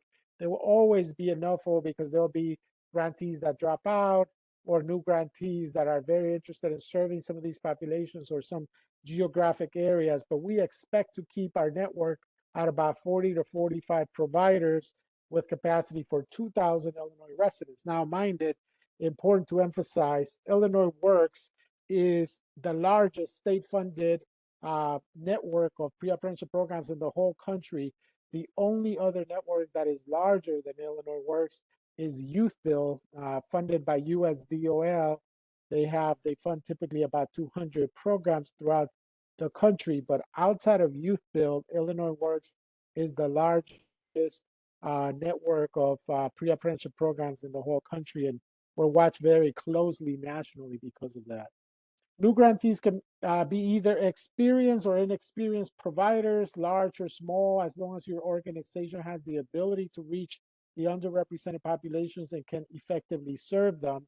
Later on, when we talk about professional development, I will talk about some of the requirements that we have for organizations that come without a lot of experience, but I don't want to get ahead of myself. Okay, any questions about that? Any questions in the chat, Carlita? We don't have any questions, Norman. Okay, great. That was content for program description, which is section A of the NOFO. Now section B of the NOFO is funding information. This section provides information regarding funding. This is a grant program utilizing state funds appropriated by the Illinois General Assembly under Public Act 102-0017. You can now access the Illinois General Assembly Public Act that I just mentioned using the link that is now being shared for you in the chat. If you want to read through the Public Act, you certainly can do that. But that is where the funding comes from. We have a dedicated appropriation for Illinois Works, making this a sustainable funding mechanism. We do not expect, it is not our intention for this to be a funding mechanism that is around 1 or 2 or 3 years. That has been the challenge in my whole experience in workforce development in the last 25 years, that funding mechanisms are not sustainable. You create a whole infrastructure, programming and systems, and then a year later, they're gone. That is not the intent for Illinois Works. Illinois Works has a dedicated appropriation of $25 million to be spent in programming and workforce development programming every year. And that's our intention, to sustain our network, as I mentioned, at that level. The department expects to award $18 million for grants under this NOFO. The rest of the money is being reserved for renewal grantees that are in the first, second year of programming and do not have to apply for funding again until the future. But they, if they qualify to be renewed, they will be renewed with the rest of the money. But this particular NOFO has a ceiling of $18 million, and we do expect to issue individual grants in the range of $150,000 to $550,000. As I mentioned earlier, it all depends on the number of participants that grantees are proposing to serve. Using the work plan, we'll be able to see that, and also in their proposals. The funding will be for a 1-year period, in focus obviously on the specific needs of the target population. Please keep in mind that based on GARA structures, you can renew funding for a second year if you meet certain outcome standards. You can renew for a second year, and then you could also renew for a third year. You don't have to reapply until the 4th year. So once you're in the system, you can have 2 periods of renewal. Each of the periods of renewal, if your request is $500,000, and that's what we give you in the next year, and then you come back for renewal asking for another $500,000. If your performance has been there, you may be approved again for another $500,000, and the same thing can happen on year 3. So in other words, if you came in requesting $500,000 year 1, in the 3 year, you may end up getting $1.5 million in funding. You can also find funding information in this section regarding administrative costs, pre-award and application costs, budget contingency, and award term. I just want to emphasize that the award term for Illinois Works is January 1st, 2025 through December 31st, 2025. So it's for one year period. Existing Illinois Works grantees can submit an application as a response to this NOFO only if they're in their 3rd year, if they need to renew their funding, or if they propose to serve a different geographic area or economic development region than the one they were originally contracted to serve. You can find more information about this on page 13 of the NOFO. Any questions about this, Carlita, before I move on to section 3? There are no questions in the chat. Great, thank you, Carlita. Eligibility information. It's important to understand the eligibility information in the NOFO. As we have discussed, GARA registration and pre-qualification is required to apply for this funding. And this section reinforces that. I want to make sure that it's very clear that if you're not GARA registered and pre-qualified, this is not an opportunity that you'll be considered for. At the same time, if you are GARA registered, pre-qualified, but are on the Illinois Stop Payment list or the federal excluded parties list, at the time of application, your application will not be considered for an award. You must be in good standing in order to apply and receive funding through this opportunity. As I mentioned earlier, eligible applicants under this NOFO are what are defined in the law as nonprofit community-based organizations, including colleges, industry associations, chambers of commerce, local workforce innovation areas, community colleges, technical schools, school districts, and nonprofit organizations. This you can find on page 13 of the NOFO.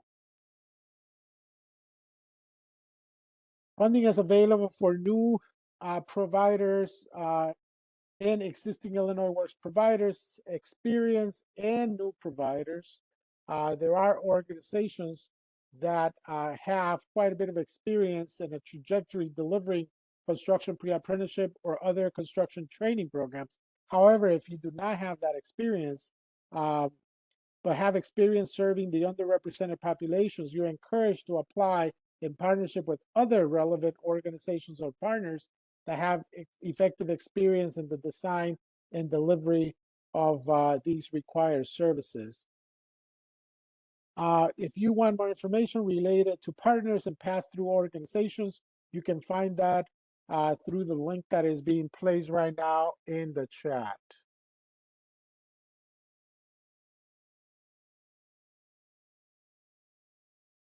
Existing Illinois Works grantees, I already mentioned it. You can certainly apply, but it has to be because you are either in your third year of programming or because you want to serve another economic development region.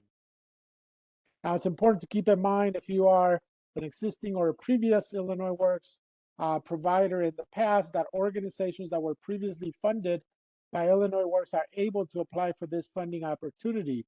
However, previous performance in the Illinois Works Pre-Apprenticeship program will be taken into consideration by the evaluators. As a result, these applicants should plan to address how their program will address previous performance issues. If you were part of the network in the past and your funding was not renewed due to performance issues, you may want to indicate how this new application and this new program you're submitting for funding has addressed those performance issues that you are fully aware of. At the same time, any existing grantees that are applying for renewal and we have flagged performance issues, please identify and address how those issues will be addressed in this new program funding. In addition to what we have shared, you will find the following under Section C, eligibility information, eligible applicants, cost sharing or matching. It is important to know that matching funds are not required for this opportunity. However, projects that do show matching or leverage funds from multiple funding sources are given priority consideration. This section also includes information on indirect cost rates, freedom of information, and confidential information, and other if applicable. All of this information you'll find on page 14 of the NOFO. Any questions before we move on to section D, Carlita? There are no questions in the chat. Thank you. This section provides specific information regarding the submission of your, this is section D, which is application and submission information, of your grant application, including where forms can be found and how to contact the main contact for this funding opportunity. That happens to be me, Deputy Director of the Office of Illinois Works, Norman Ruano. You can, this section provides information on how to reach me. Additionally, this section informs you of the list of items that must be included in your application packet, when it must be submitted, and funding restrictions. All application materials must be submitted by June 30th by 5 p.m. We worked hard to ensure that it was before the holidays so that grant writers didn't have to work through the holidays finding resources and finishing an application to submit to Illinois Works. I've done quite a bit of grant writing in the past, and I know how that feels when your holidays are taken away writing grants that are due the day after or 2 days after. So August 30th, 5 p.m. is the deadline for submission. The other important thing is that nowadays all submissions are being done through Smartsheet technology. There's a Smartsheet form that is included in the NOFO that you must use. It is very important to know, okay, that DCEO will not accept any application materials via email or through a link, be it that is a Google or Dropbox, etc. We only accept submissions for this NOFO through the Smartsheet form that is provided in the NOFO document. When you submit your application, you will be asked if you want a copy of the application. Please respond with yes, and then you will be prompted to add your email address. Once you do that, you will receive a copy of the application submission, which serves as confirmation of the receipt of your application by DCEO. So by you doing that, you will also ensure that you receive a receipt from us indicating that we received your application. That information is provided for you on page 16.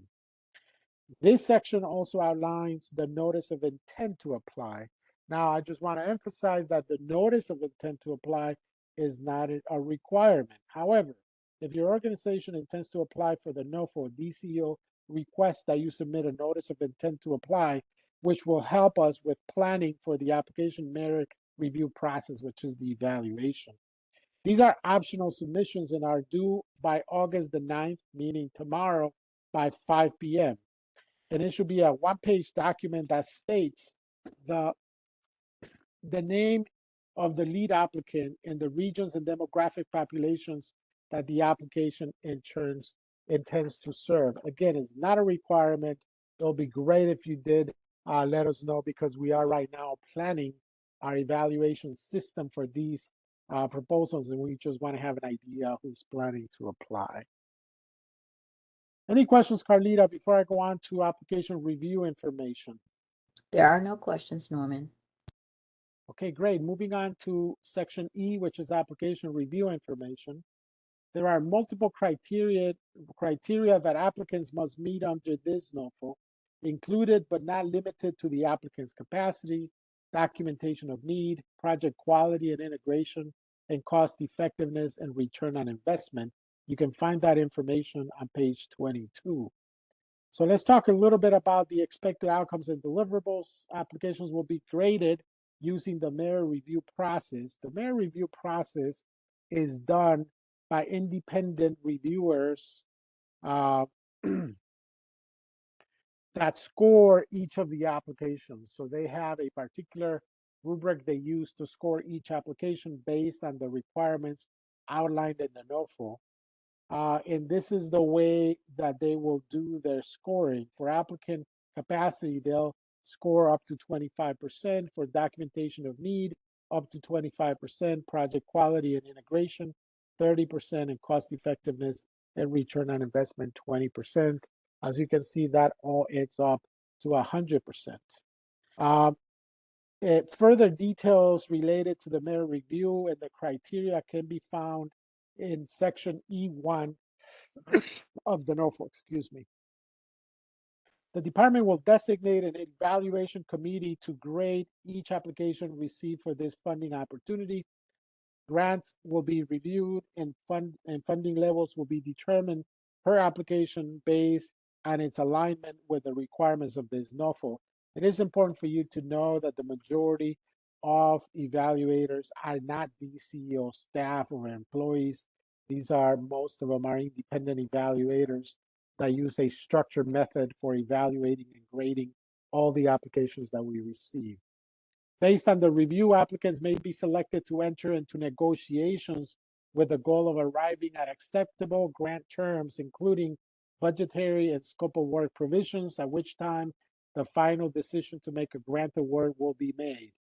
If this anticipated timeline changes, DCO will notify all applicants of the new timeline. This information is provided on page 22.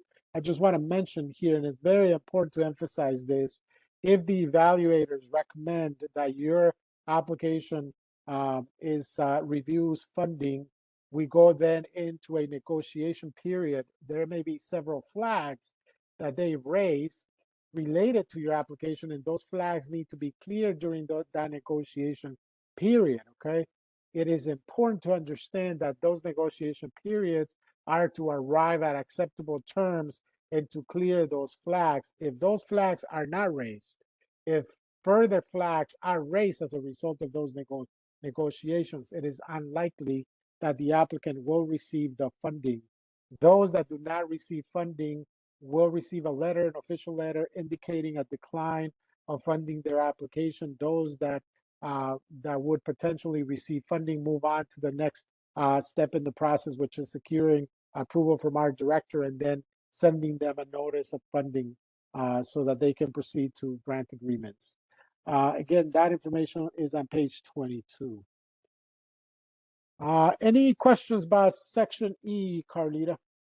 There are no questions in the chat. Great. Moving on to section F, award administration information. Under this section, you will be provided with information regarding the notice of state award. That's one of the last steps in the process. If we do decide to give you funding, those notices have to be signed by you and executed before we can issue an agreement, a grant agreement for you. Administrative and national policy requirements, including subrecipients and subcontractors, grant uniform requirements, and procurement. There's information here also about reporting, including the PPR and PFR, monitoring audits in the Illinois Works reporting system. I will speak a little bit more about that when we get to the programmatic elements, but as you know, all grants have reporting requirements. In this case, there are 3: PPR, PFR, and IWRS. IWRS being our real-time reporting system grantees are required to use. This information is found on page 24. Let me just mention something here about Illinois Works. Please note that grantees, in addition to submitting the required financial and programmatic reports to the Office of Grant Management, will also be required to report real-time program activities using the Illinois Works reporting system. Illinois Works reporting system is a customized database designed by the Illinois Works Pre-Apprenticeship program for the Illinois Works Pre-Apprenticeship program, and it tracks all programmatic and participant information. This is a requirement of all grantees. When we talk about staffing, we'll discuss data entry and how we need to ensure that you have dedicated staff doing that in a data quality management system to verify your data, because we do issue monthly compliance reports to our grantees showing them their compliance scores and the quality of their data. That information on IWRS can be found on page 25 of the NOFO. State awarding agency contacts. Section G of the NOFO. The contact information for the state awarding agency, once again, is me. I'm the Deputy Director of the Office of Illinois Works. My contact information is provided on page 25 if you have any questions. One thing I want to mention is what we've mentioned earlier today and also on Tuesday. Any questions you ask are official questions, meaning we have to provide an official response to you, and then we have to make that question and the response public. And that is done on the NOFO landing page under the Q&A section. That's where you will find all the questions that we have received and the official responses we have provided. Section H of the NOFO, which is the last section of the NOFO. You let me know, Carlita, if there are any questions as I move forward, okay? Yes, I don't see any at this time. Thank you, Carlita. The Illinois Department of Commerce and Economic Opportunity Office of Illinois Works reserves the right to request additional information from applicants to evaluate their applications. DCO grant managers may contact applicants to request information with a quick turnaround, generally 48 hours, to resolve technical questions, including technical or administrative clarifications, missing or incomplete components, technical transmission errors. If there are any issues as we move forward to evaluate your application, any issues, any documents missing, or documents only partially submitted, blank documents submitted instead of documents completed, we will reach out and you will have a very quick turnaround to address our request. That information you can find on page 25. At the same time, there's other information that we have provided on the NOFO. You have the information in this section about NOFO technical assistance. Basically, what we're doing today, these technical assistance sessions, or the ability for you to ask questions, that information is provided. Performance-based payment model, there's information on our performance-based payment model. There will be a webinar we're going to be doing next week where we will discuss the performance-based payment model that Illinois Works uses. Illinois Works is a performance-based grant system, so you should definitely plan to join us then so that you can learn the details about how our performance-based payment model works. There's information here about renewals and grant modifications, technical assistance and professional development. One key thing to keep in mind is that if you do apply to be part of our network and you do get a grant, we have an extensive professional development model, and I'll discuss that in a minute.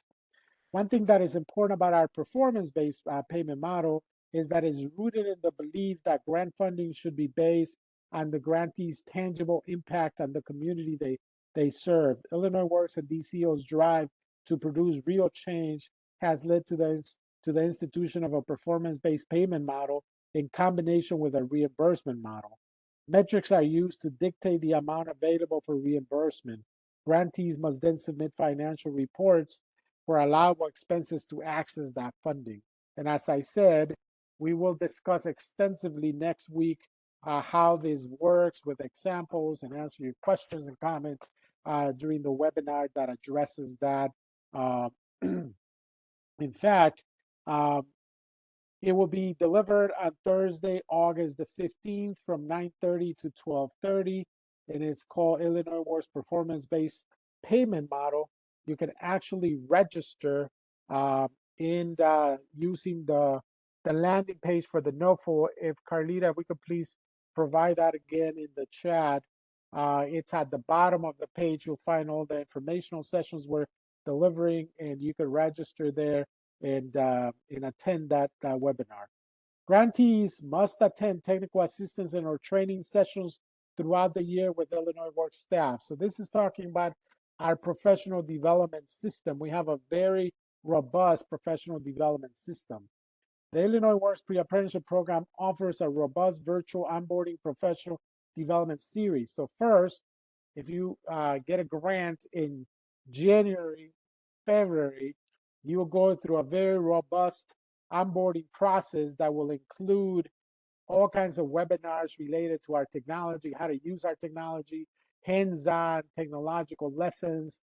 You will also be trained on our grantee manual and our guidance related to all the program components and various other practices. Program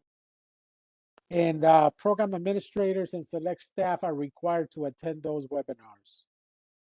Applicants must also budget for instructors to attend training and certification classes. In addition to ongoing technical assistance and professional development training, grantees will have the opportunity to garner additional support from a program coach contracted by the Office of Illinois Works. We have a partnership with NIU Center for Governmental Studies that provides coaching services for us, for grantees, depending on the needs of our grantees. They may be required to attend coaching sessions.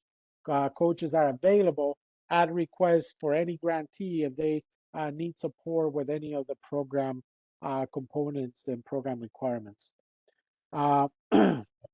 Again, depending on the grantee and their capacity, coaching may be required. Remember, I mentioned earlier that if we bring you on board and you are not a very experienced grantee providing these types of services, we may require that you attend monthly and weekly coaching sessions to help you develop your capacity to be able to successfully implement Illinois Works.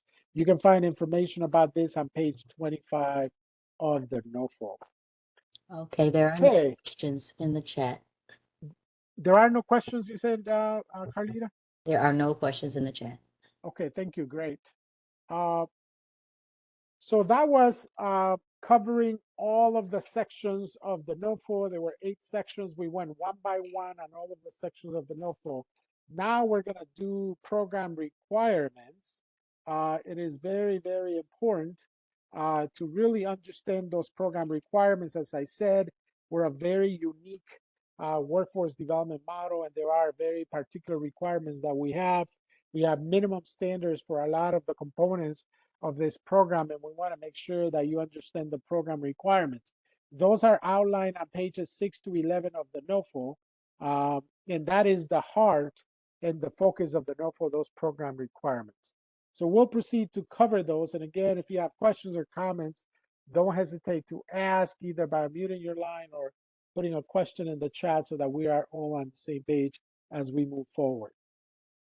So let's start with the overall program design. The first is the overall program design. You must detail how you will design, develop, and implement high-quality pre-apprenticeship programs that significantly increase apprenticeship opportunities for historically underrepresented populations. And as I mentioned, based on our law, those underrepresented populations are women, people of color, and veterans, although not exclusively. We serve everybody, but those are the target populations. This must include how you will coordinate and staff for program activities, including the recruitment, assessment, case management, related technical training, work-based training, supportive services, and transition and placement of participants. So the key questions that you need to ask related to this particular program element is, how far along are you and your team with respect to your program design?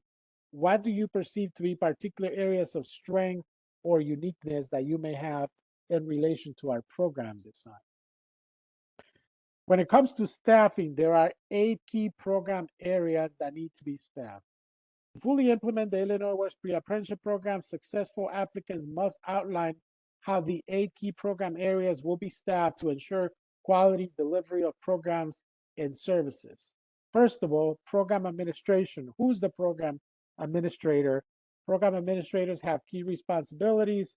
They need to attend training, regional meetings that we do. We do 4 administrative meetings throughout the year where we update program administrators about our progress, things that are coming up, updates to guidance or technology, things of that nature. Who's going to do your outreach and recruitment? Who's going to do your intake? Who's going to do your wraparound services, which are non-academic to address non-academic needs? Who's going to do your student support services to address academic needs? Who's going to do your instruction?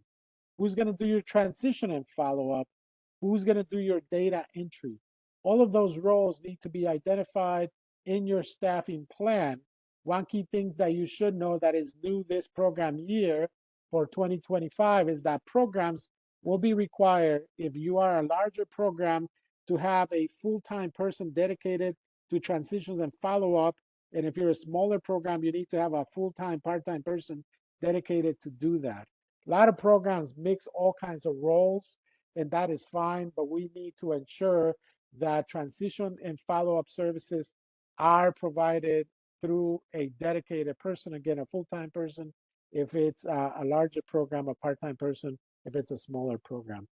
This information should be included as part of your application by completing attachment 4, which is your staffing plan. That staffing plan requires that you include staff resumes, instructor credentials, partnership agreements, memorandums of understanding. Some programs provide some of these services or perform some of these roles through partnerships. It's important that if you're doing that, that you include memorandums of understanding between the 2 partners so that we know that you actually have a partner that is committed to providing those roles. Any questions about staffing? No questions so far. Great, thank you. You must be able to articulate, and now talking about equity-focused program culture, it's important to understand Illinois Works is about bringing about equity and inclusion to construction and the trades. So as a result, there's a very strong equity-focused program culture within Illinois Works. You must be able to articulate your understanding of how race, ethnicity, and gender impacts access to and experience within the construction industry and the building trades. Apprenticeship programs. Explain how your pre-apprenticeship model responds to the unique needs of women, people of color, veterans, including how you take into account equity in recruitment, enrollment, completion, partnerships, training, hiring, advancement, retention, earnings. Applicants should outline strategies for how to foster a shared identity in a welcoming and inclusive environment. Illinois Works was intentionally designed to increase equity and opportunity in capital construction jobs. Its focus on equity goes beyond numeric participant targets and focuses on all aspects of program design and partnerships. So key question here for you to ask as it deals with this particular program element is, how much experience do you have serving the populations your program plans to target? If you don't have much experience, should you be partnering with someone that does have experience servicing those populations? What strategies do you have to plan to leverage to ensure an equity-focused program? We actually have part of our culture and our goals and also our values is to ensure that those equity requirements and equity focuses stay within the programming and all aspects of the program. Illinois Works' focus on equity is complemented by a comprehensive quartet, including diversity, inclusion, belonging, and equity. You can actually find information about those things in section 2 of the Illinois Works Grantee Manual, 2024 Grantee Manual.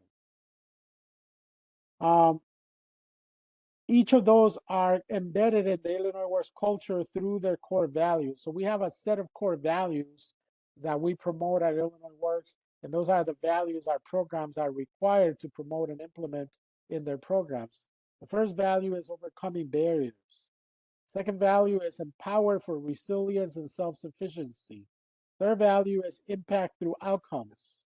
Fourth value is innovate persistently. Fifth one, build a community of collaboration. And the sixth one's maximize differences. Again, information related to these values and how diversity, inclusion, equity, and belonging are included as part of those values. You can find that on section 2 of the 2024 grantee manual. Partnerships. Your program must coordinate with. It's important to know that it's not possible to deliver this type of programming without developing strong partnerships with key stakeholding communities out there, employers, DOL registered apprenticeship programs, be it union or non-union, other organizations that provide resources and in various services. It's vital that those partnerships are leveraged and are used to execute the program. Your program must coordinate with local workforce innovation areas, local and regional apprenticeship navigators, intermediaries focused on construction and the building trades, DOL registered apprenticeship programs, be it union or non-union, union groups, community colleges and other colleges, employers and employer associations, community-based organizations, secondary schools, and obviously, as importantly, contractors and employers. It is an expectation that all applicants develop structured pathways in partnership with key stakeholders in the industry for their pre-apprenticeship program graduates to transition successfully into DOL registered apprenticeship programs. Partnerships must be part of your program design. Your application must include your partnerships validated by a memorandum of understanding signed by all parties. For more information, consider attending the Developing Partnerships webinar. Information is being shared for you in the chat now. So on August 20th, we're going to be delivering our last webinar related to this NOFO from 9:30 to 12:30, and it's focused on developing partnerships. You can find, once again, on the NOFO landing page, the information on how to enroll for that webinar. The point is very important. It is not possible to be successful in delivering these types of programs successfully without partnering with others, particularly employers, DOL registered apprenticeship programs, the unions, on we go. Those are all key stakeholding communities that are important for our graduates in order for them to succeed, to join a DOL registered apprenticeship program of their choice and be successful in it. So please don't hesitate to enroll in this webinar, Developing Partnerships, so that you have a good idea about the frameworks and the expectations that we have related to that.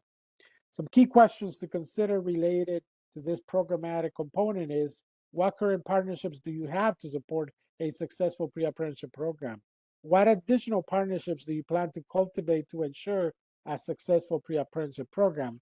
As I mentioned earlier, Illinois Works is not a traditional workforce development model. Without these partnerships, our model doesn't work. The rubber meets the road when our participants are able to really go out there and enroll in a DOL registered apprenticeship program, get employment, and you can only do that if you have successful and strong partnerships.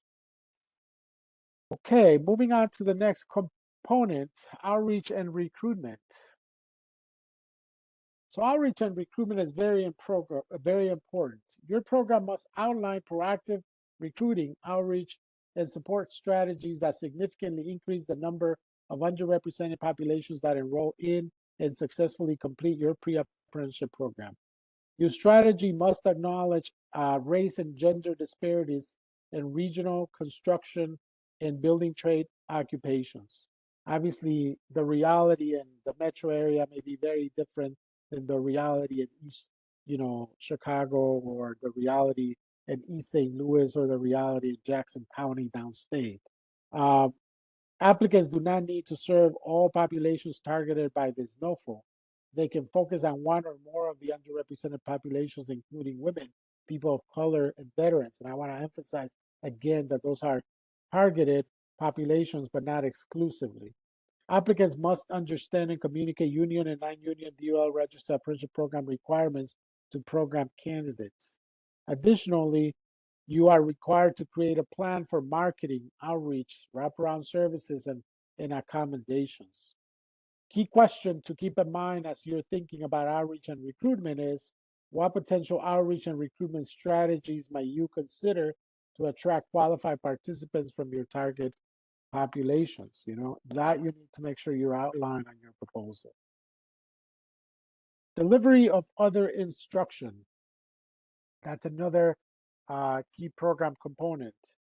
Your program must provide plans to refer students who do not have the minimum program requirements to educational services in their respective communities, including free literacy, GED, ESL classes, among others. They cannot participate in our program if they do not have a high school diploma or GED. Unfortunately, if they're not able to take classes in English, they need to develop their English skills to be able to take classes in English. The reason for that is because the majority, if not all, DOL registered apprenticeship programs in the state accept people into their programs, only those that can take training in English.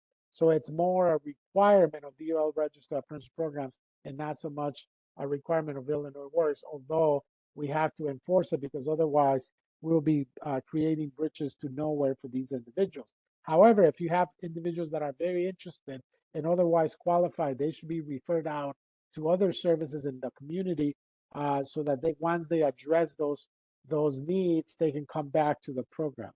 Your plans must include how applicants' barriers to program entrance and success will be assessed. Your plan should include strategies for removing barriers for underrepresented groups.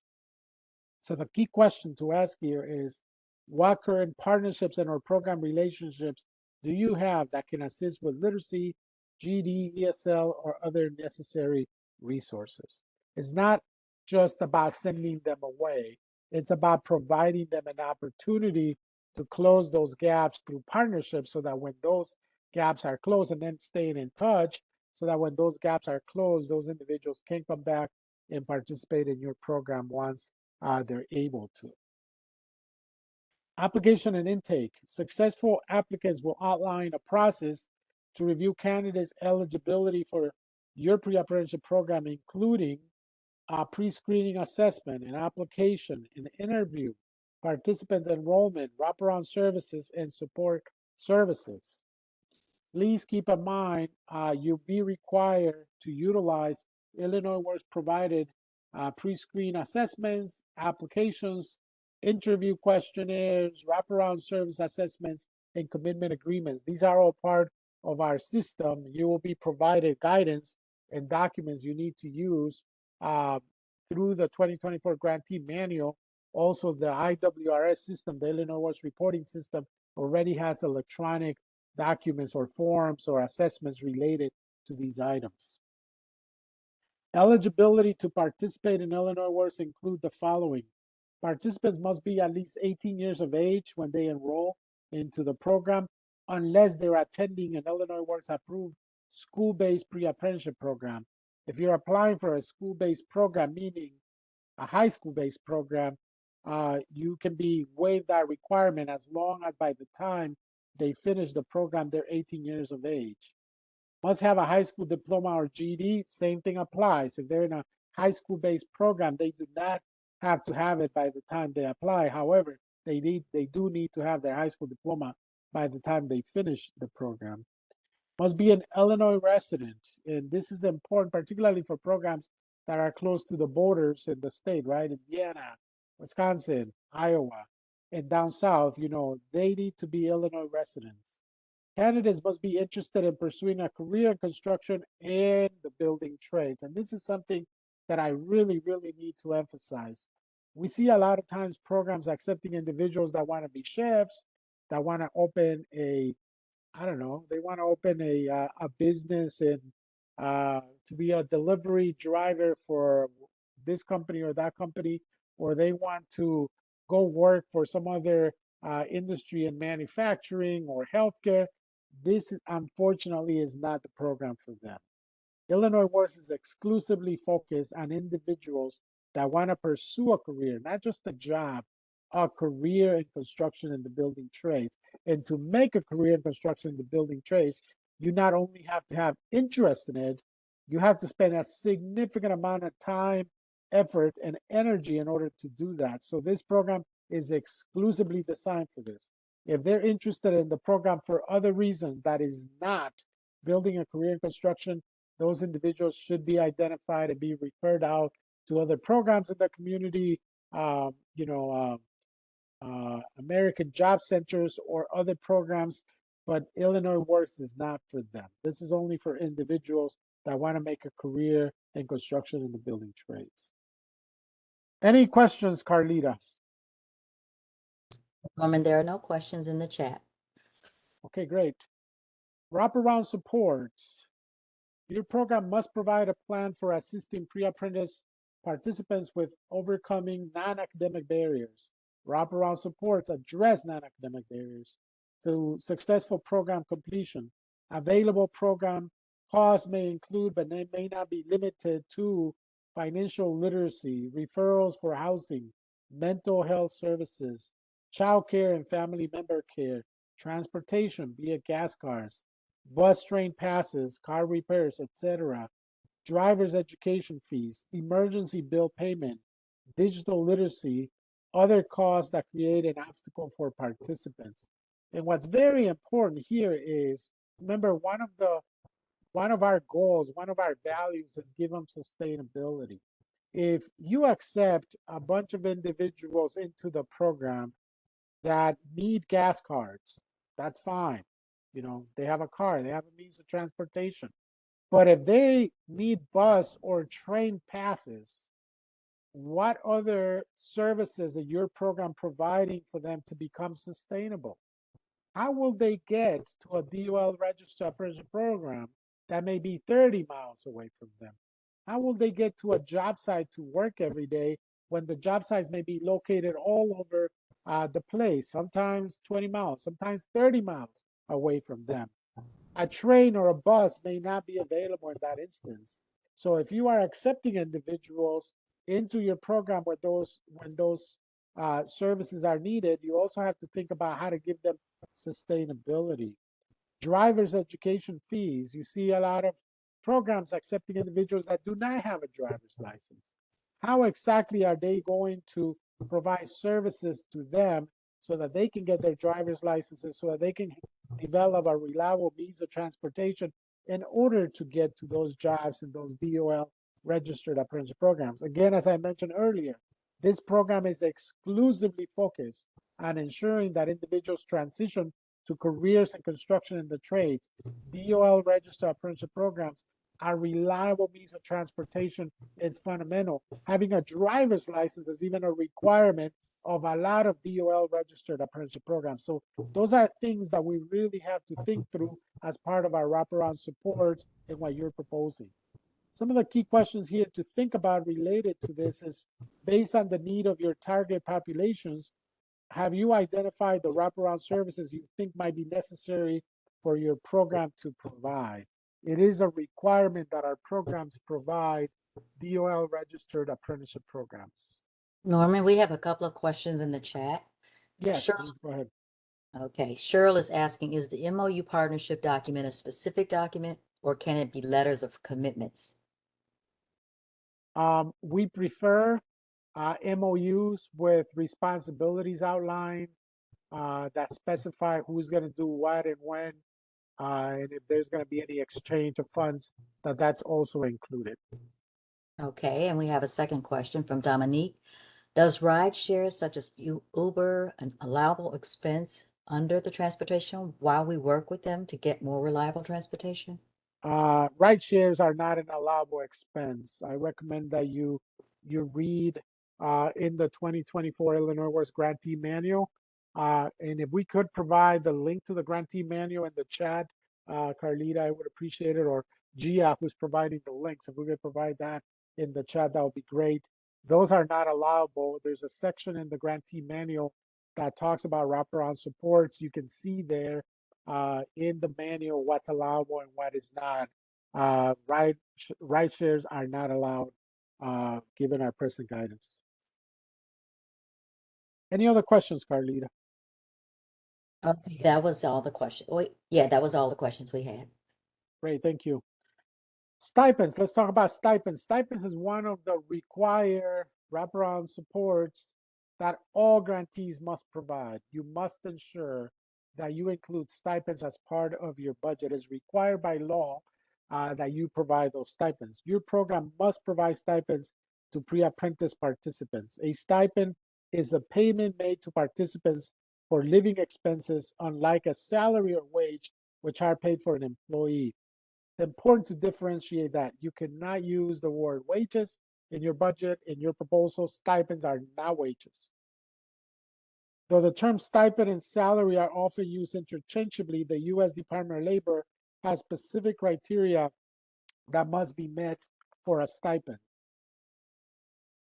For the grant year beginning January 1, 2025, stipend amounts can be up to $14.50 per instructional hour.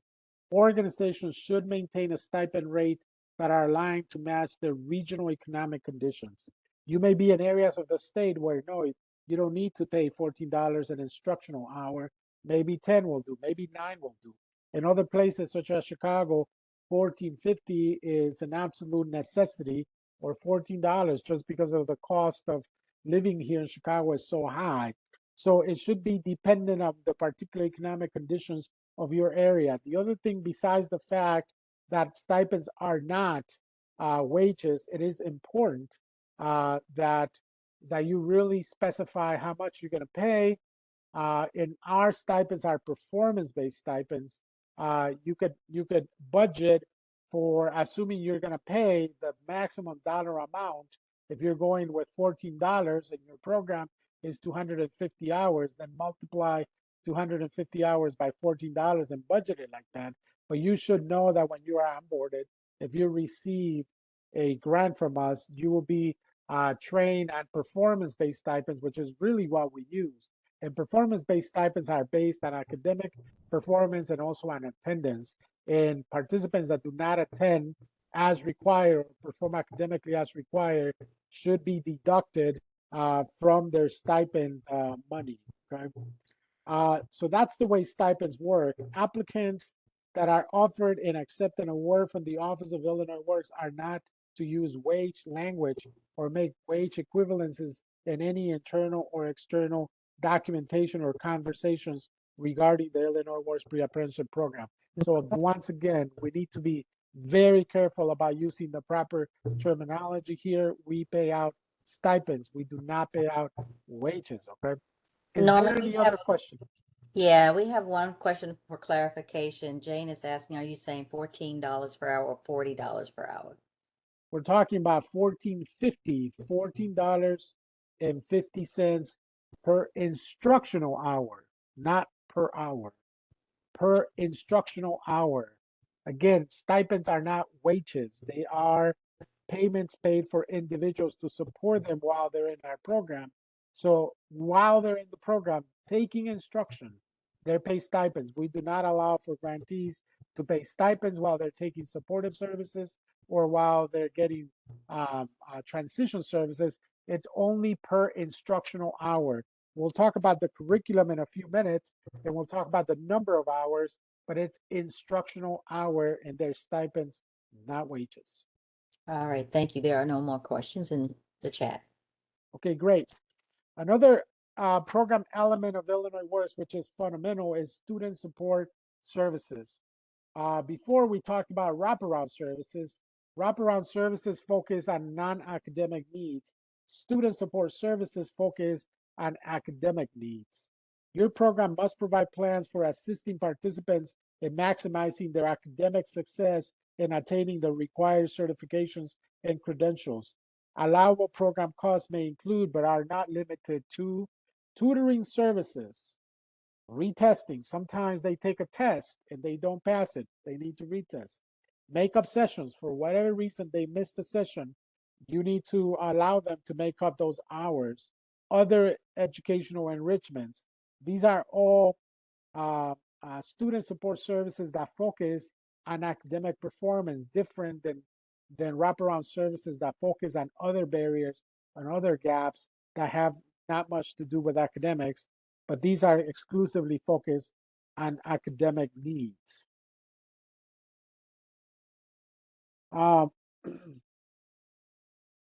question that you may be asking yourself related to student support services is based on the needs of your target populations. Identify the specific student support services you intend to offer. One thing I can tell you is we know for a fact that a lot of participants come in with a lot of math challenges. When we talk about curriculum, you're going to see that we have a robust requirement for math instruction. However, there may be a lot of people that require math tutoring, and those need to be made available to them one-on-one based on their needs. Maybe someone doesn't need any math tutoring, but maybe someone needs 50 hours of math tutoring or 10 hours of math tutoring. Those services must be provided to them as part of your programming. Norman, we have a question in the chat. Cheryl is asking, can participants earn a stipend for makeup hours and tests? No, they cannot. Makeup, anything that is being provided as a student support service cannot be paid out for stipends. Tutoring, 50 hours of tutoring, they cannot be paid a stipend for 50 hours of tutoring. Makeup hours, makeup tests, any other student support services are not allowable for paying them for stipends. You're only allowed to pay stipends for regular instructional hours. Great, there are no other questions. Right, learning. Applicants must explain how they will coordinate education and learning necessary to support and retention services and coaching from other partner institutions. Remember, I mentioned earlier, this is not just a wraparound service, transition or student support service program. This is actually a skill-based program that provides instruction. The department is also interested in applicants who will use some type of innovative technologies, alternative reality, virtual reality, immersive training, other techniques, if applicable, are acceptable. You need to make sure, however, that that is completely coherent with the fact that we are doing a construction pre-apprenticeship program, and it's very difficult to teach construction skills exclusively with those types of technologies. So programs that mix technologies or methodologies are definitely acceptable and are definitely welcome to apply. But just keep in mind that construction, how to use a hammer, how to use a saw, how to do a variety of construction related tasks out there require actual hands-on skills, right? One key question to ask yourself related to this: do you have the previous experience developing or implementing a workforce development program? If so, in what profession or trades, right? That will help you figure out if this is definitely something that you can do. Next, we're going to talk about curricula and instruction. I've been saying for a few minutes now that we're going to discuss this. This is one of the areas where Illinois Works has very particular minimum requirements. The curricula you submit must be at least 183 hours of instruction and should not exceed 300 hours of instruction. Very important, okay? This is a pre-apprenticeship program, a program designed to prepare people to enter an apprenticeship program. Your program should not include apprenticeship instruction, okay? It should focus on preparation to enter an apprenticeship program. We hardly ever approve any program that goes beyond 300 hours of instruction. For what reason? Why? One is 300 hours of instruction is a very long time for a pre-apprenticeship program. But not only that, getting them to stay, retain them, and successfully transition them after such a long program is very difficult. We will not accept anything that is less than 183 hours because 183 hours addresses the minimum requirements that we have. The other thing to keep in mind about your curriculum is If you do 300 hours of instruction, you will have to pay stipends for 300 hours of instruction. That is almost double the amount of stipends of someone that is operating with 183 hours of instruction, okay? So keep that in mind as you budget. The majority of our programs are in the range of about 200, 250 hours, most of them in the range of 200 hours than the 250 mark, okay? So submitted curriculum must provide at least 183 hours of instruction and should not exceed 300 hours of instruction unless approved by Illinois Works. Instruction should have a strong emphasis on hands-on practice in a construction laboratory and at a job site. This is very important. This is not just theory. We expect for programs to really, make an effort and to put systems in place and labs, construction labs in place to do hands-on practice through a laboratory, and at the end also provide job site experience for people, okay? So let's start going through instructional hours and all of that. First, Illinois Works Program Orientation, 4 hours of instruction. Introduction to Construction in the Trades is a required module. Construction certifications, you are required to do construction certifications. The approved curricula right now that you can use is Trades Future MC3, NCCER Core, or ICCB. ICCB, you could either use a college-based certificate or a non-college credit certificate. You can, if you want to operate with a different curriculum, you can submit a curriculum to get it approved by Illinois Works, but you should keep in mind that we will not approve any other curricula unless it is nationally recognized and is based on construction industry practices. We do not accept just locally produced curricula that is not nationally recognized and is not based on construction industry best practices. The other required certification is an OSHA 10. OSHA 30 is not a requirement, and we will not approve OSHA 30s. First aid and CPR is a required certification. There are programs that may add other certifications, and they're welcome to propose other certifications that may be included. You are also required to include 32 to 40 hours of employability skills.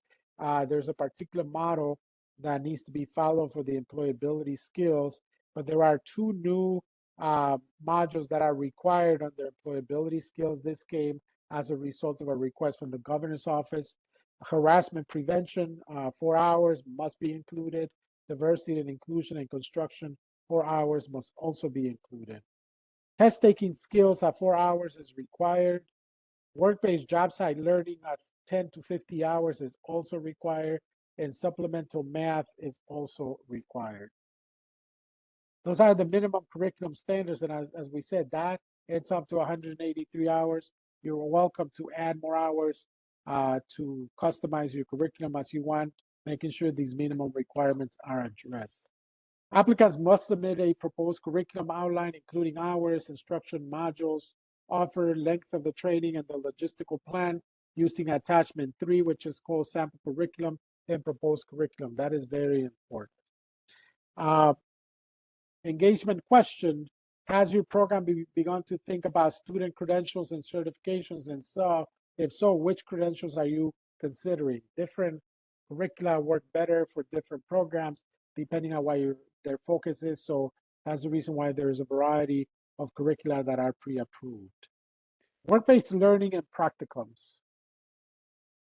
Your program must include opportunities for pre-apprentices to do construction work at job sites while taking instruction or immediately after completing instruction. Job site practicums are generally supervised by the program instructors and are coordinated with community-based organizations, contractors, or government entities that give students opportunities to put into practice what they learn in the classroom. Attachment 3, which is the sample curriculum and proposed curriculum, should include that information. Your program should outline existing or planned partnerships for work-based learning practices. Successful applicants will provide 10 to 50 hours of work-based learning. If for technical reasons you're not able to provide hands-on learning experience at job sites, tours of DOL registered apprenticeship programs may be proposed as an alternative to replace that. Question to consider here would be, what partnerships does your program have with construction companies, government agencies, or others that can make job sites available for work-based learning? Transition and follow-up. Your program must provide plans on how it will assist participants in transitioning to DOL registered apprenticeship programs, including connecting them to employers and unions. You must also include plans for referring participants that do not enroll into apprenticeship programs into advanced construction, education, and training programs or other employment. Additionally, applicants should outline how they will follow up with participants beyond program completion, at least on a quarterly basis for a period of 1 year. Key questions to keep in mind here: what partnerships, relationships, and programs do you have to assist with transition services? As I mentioned, this is the core of the Illinois Works, transitioning individuals to DOL registered apprenticeship programs and employment. What is your plan for making that happen? Moving on to outcome measures. The primary goal of Illinois Works pre-apprenticeship program is to significantly increase apprenticeship opportunities for historically underrepresented populations. Achievement of this goal will be evaluated by DCO and the Illinois Works Review Panel, which is responsible for reporting on the program annually to the General Assembly. To inform the panel's report, the Illinois Works Jobs Program Act requires pre-apprenticeship program grantees to report certain information about their programs, including a description of the grantees' recruitment, screening, and training efforts, a number of individuals who apply, participate in, and complete the community-based organizations program broken down by race, gender, age, and veteran status.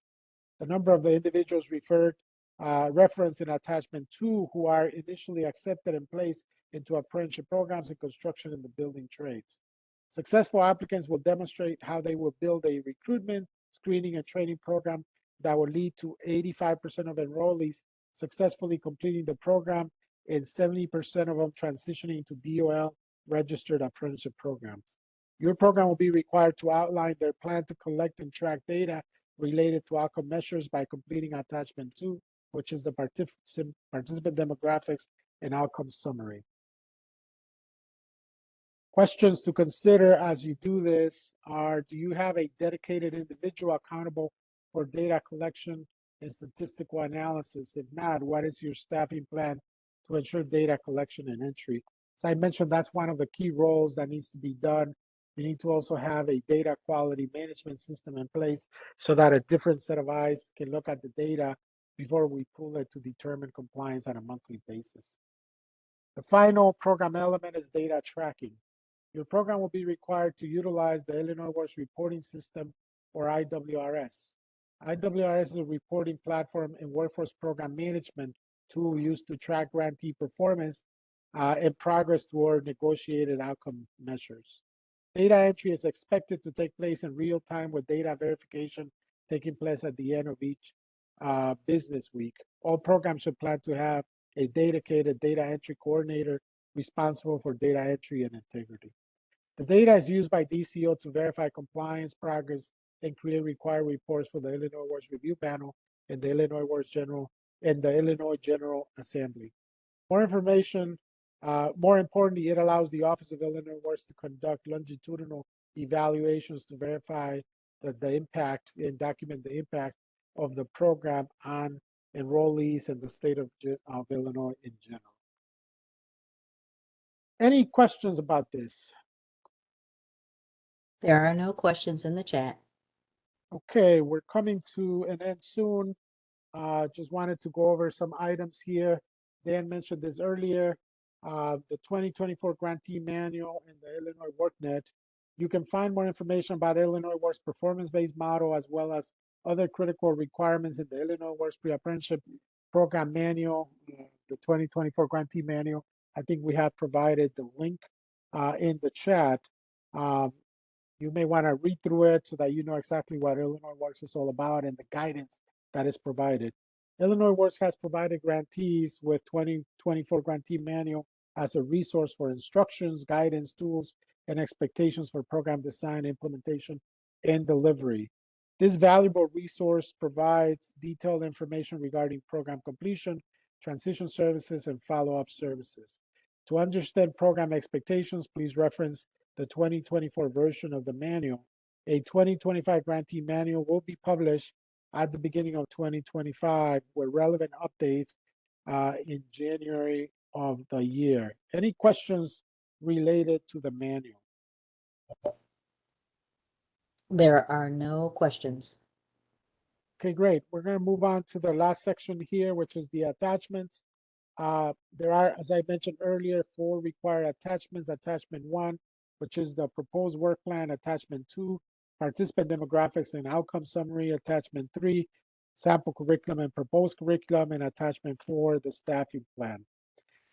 The proposed work plan, which is attachment number 1, gives you the opportunity to communicate your outcome metrics and instruction information, which is table 2 of the attachment. You will be asked about recruitment numbers, enrollment, enrolled participants, completed participants, primary outcome transition participants, alternative construction transition participants, and secondary transition participants. All of these numbers must be provided and must align with the metrics that Illinois Work has, and that's all explained on that particular attachment. This attachment must be included with your NOFO proposal. Do you have it? Are there any questions related to attachment number 1? No questions so far. Attachment number 2 is participant demographics and outcome summary. This attachment gives you the opportunity to communicate your target participant demographics and your intended outcomes regarding demographics of enrolled participants, service delivery for enrolled participants, program completion, primary transition goal, secondary, and alternative construction transition goals.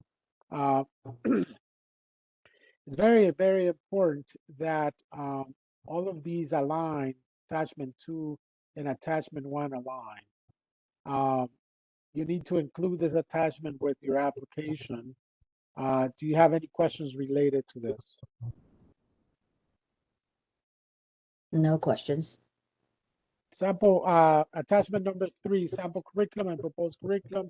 We were just talking about the curriculum, what the minimum requirements are. To further assist you, we have provided a sample curriculum to demonstrate content expectations and the level of detail required, along with a curriculum template.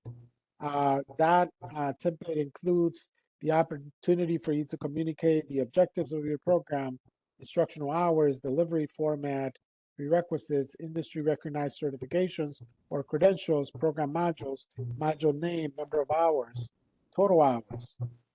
This proposed curriculum must be included with your NOFO proposal. Are there any questions related to attachment 3? So far, no questions. Thank you. Last attachment is staffing plan, which is attachment 4.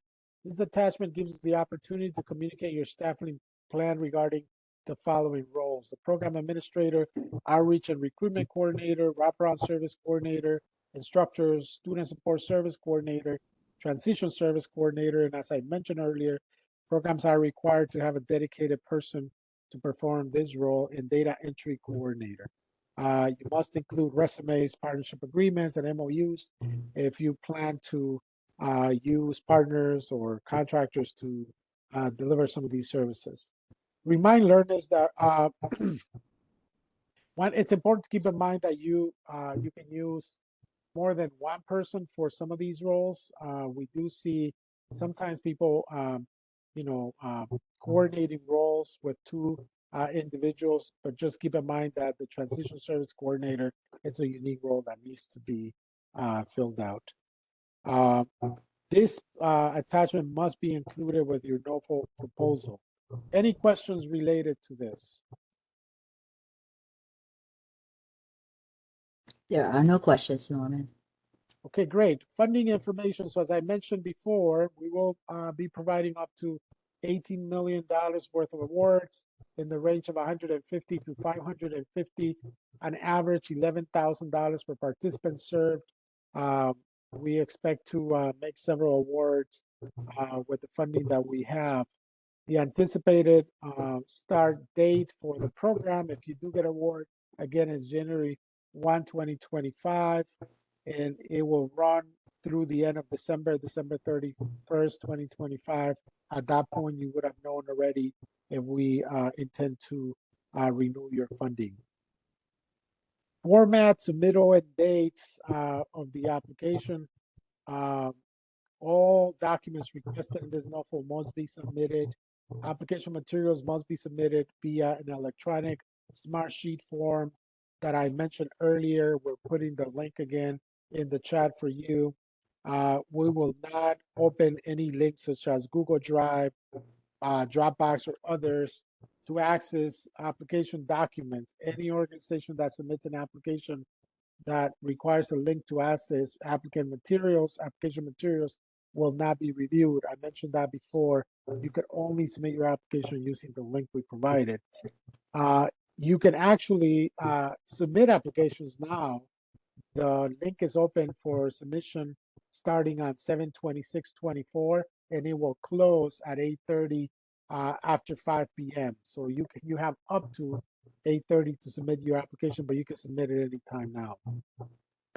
Please note that the department is under no obligation to review applications that do not comply with the above requirements. We're going to close here quickly with the resources that we have provided, and also with the evaluation criteria I mentioned before, applicant capacity. I'm sorry? Norma, we do have one question in the chat. Okay, please go ahead. Art says, is there a deadline for submission of additional questions? We will field any questions up to the day of the submission. Thank you. As I mentioned earlier, in terms of evaluation criteria, just as a reminder, applicant capacity is 25%, documentation of need is 25, project quality and integration is 30, and cost effectiveness and return on investment is 20. In terms of resources, we're going to go very quickly. We provided lots of resources at the end of the NOFO for you in case you want to review them. NOFO resources for competitive applications, resources for national best practices for pre-apprenticeship and apprenticeship programs, resources for national best practices for equity pre-apprenticeship program and apprenticeship programs. We have a variety of national best practice, even starting on page 4, that you can reference. We also have acronyms used in the NOFO, definitions of the Illinois Work Jobs Program Act. So there are a variety of resources that we have provided for you as part of this NOFO. Finally, just to close, we have three other webinars that are coming up as technical assistance informational sessions for you.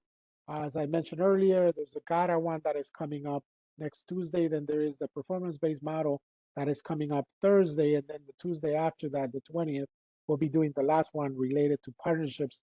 All of that information you can find in the NOFO landing page at the bottom. You can register and enroll to participate in those.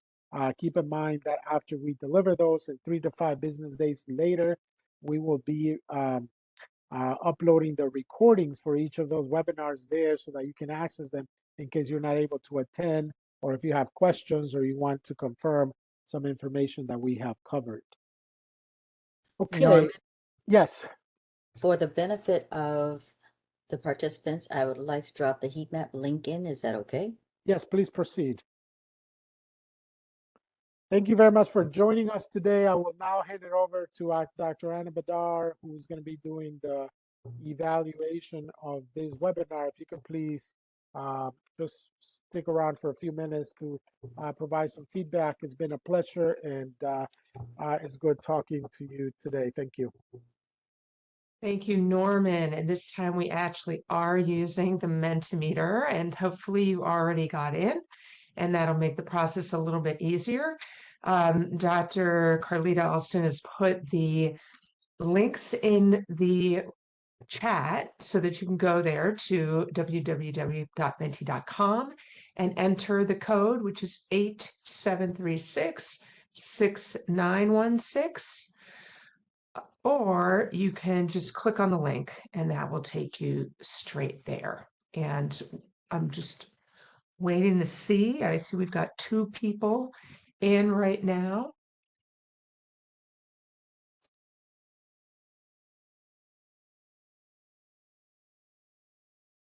Just waiting for a few more. If you can, we are dedicated to improvement ourselves. We always review the results of our evaluations to see how we can do things better and take that into account for future webinars. If you can join us in Mentimeter, and again, it's in the chat. You can just click on that link that Dr. Carlita's put in there for you. Thank you. I see it. I think it takes a minute sometimes for people to get in. You could do it on your phone if you prefer, or you could just open up a new tab and you'll be able to follow along, and everybody will be able to see the feedback as well in real time. If you do that, I'll just wait a few more seconds for other folks to join us. Oh, thank you for helping us out. All right, I'm going to keep going. Please share your views on this meeting by rating the following statements from 1 being the lowest to 10 being the highest. To what extent did it meet your expectations? How likely are you to attend a similar event in the future? And how likely are you to recommend this community of practice to others? Oh, wow. It's great. Thank you. Thank you for answering. Great. Thank you. I see we've got, we have 6 for answering. 7. Now we've got good 10 on the line. 8. Thank you so much for answering. I'm going to keep going. The meeting was relevant to what I wanted to learn about this subject matter. To what extent you agree? And just look for the strongly disagree, somewhat disagree, neither agree nor disagree, somewhat agree, or strongly agree. So just choose the option that best describes how you feel about it. And great, I'm glad to see that you all either strongly agree or somewhat agree. I plan to apply what I learned. Again, the scale from strongly disagree to strongly agree. So please let us know. All right, we have folks who are planning to, and I'm going to take that as I'm planning to apply. They're really great. Thank you. And what improvements might you recommend to the webinar? Is there something that you might recommend that we do differently next time we offer this sort of webinar?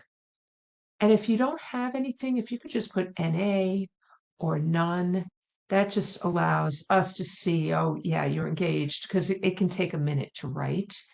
And that way we'll be able to move on in a timely fashion.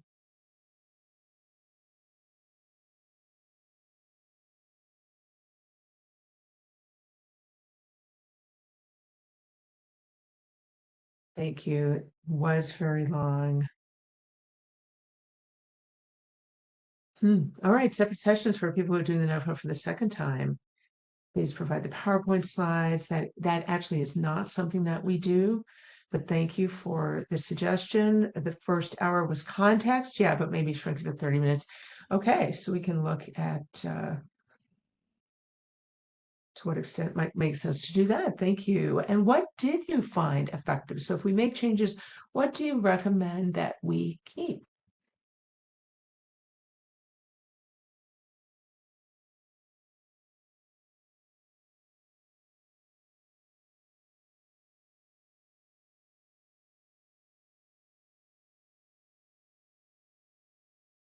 Great. We highlighted what was new. And again, if you don't have any suggestions, you can just put NA. Reviewing the documents. Glad that was helpful.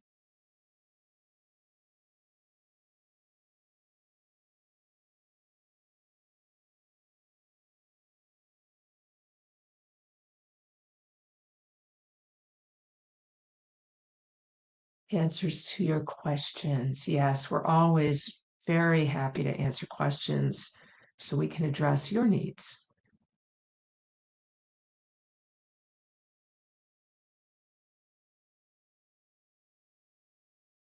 And the PowerPoint was great. It highlighted the expectations. Glad to hear it. And your questions were answered thoroughly. Really glad to hear that. Thank you for the shout out. And the breakdown of each section, some explanations were helpful. We've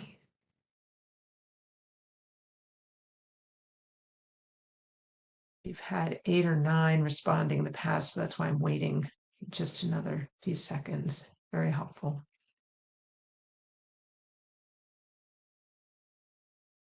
Well, thank you. I'm going to move forward. Just, is there anything else that you think we should know? And again, if this is a non-applicable or a none, then just please just put NA so that we can move forward. And this is the last question that we have for you. And you are welcome.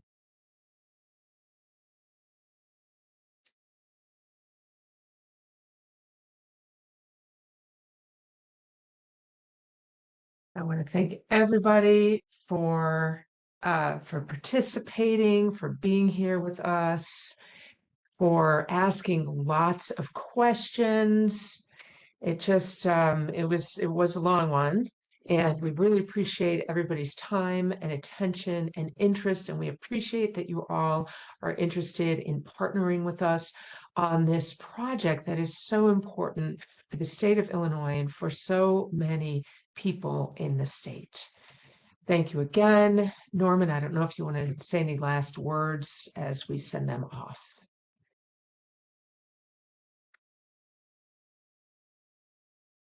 I'm going to take that as a no, and have a great afternoon, everyone.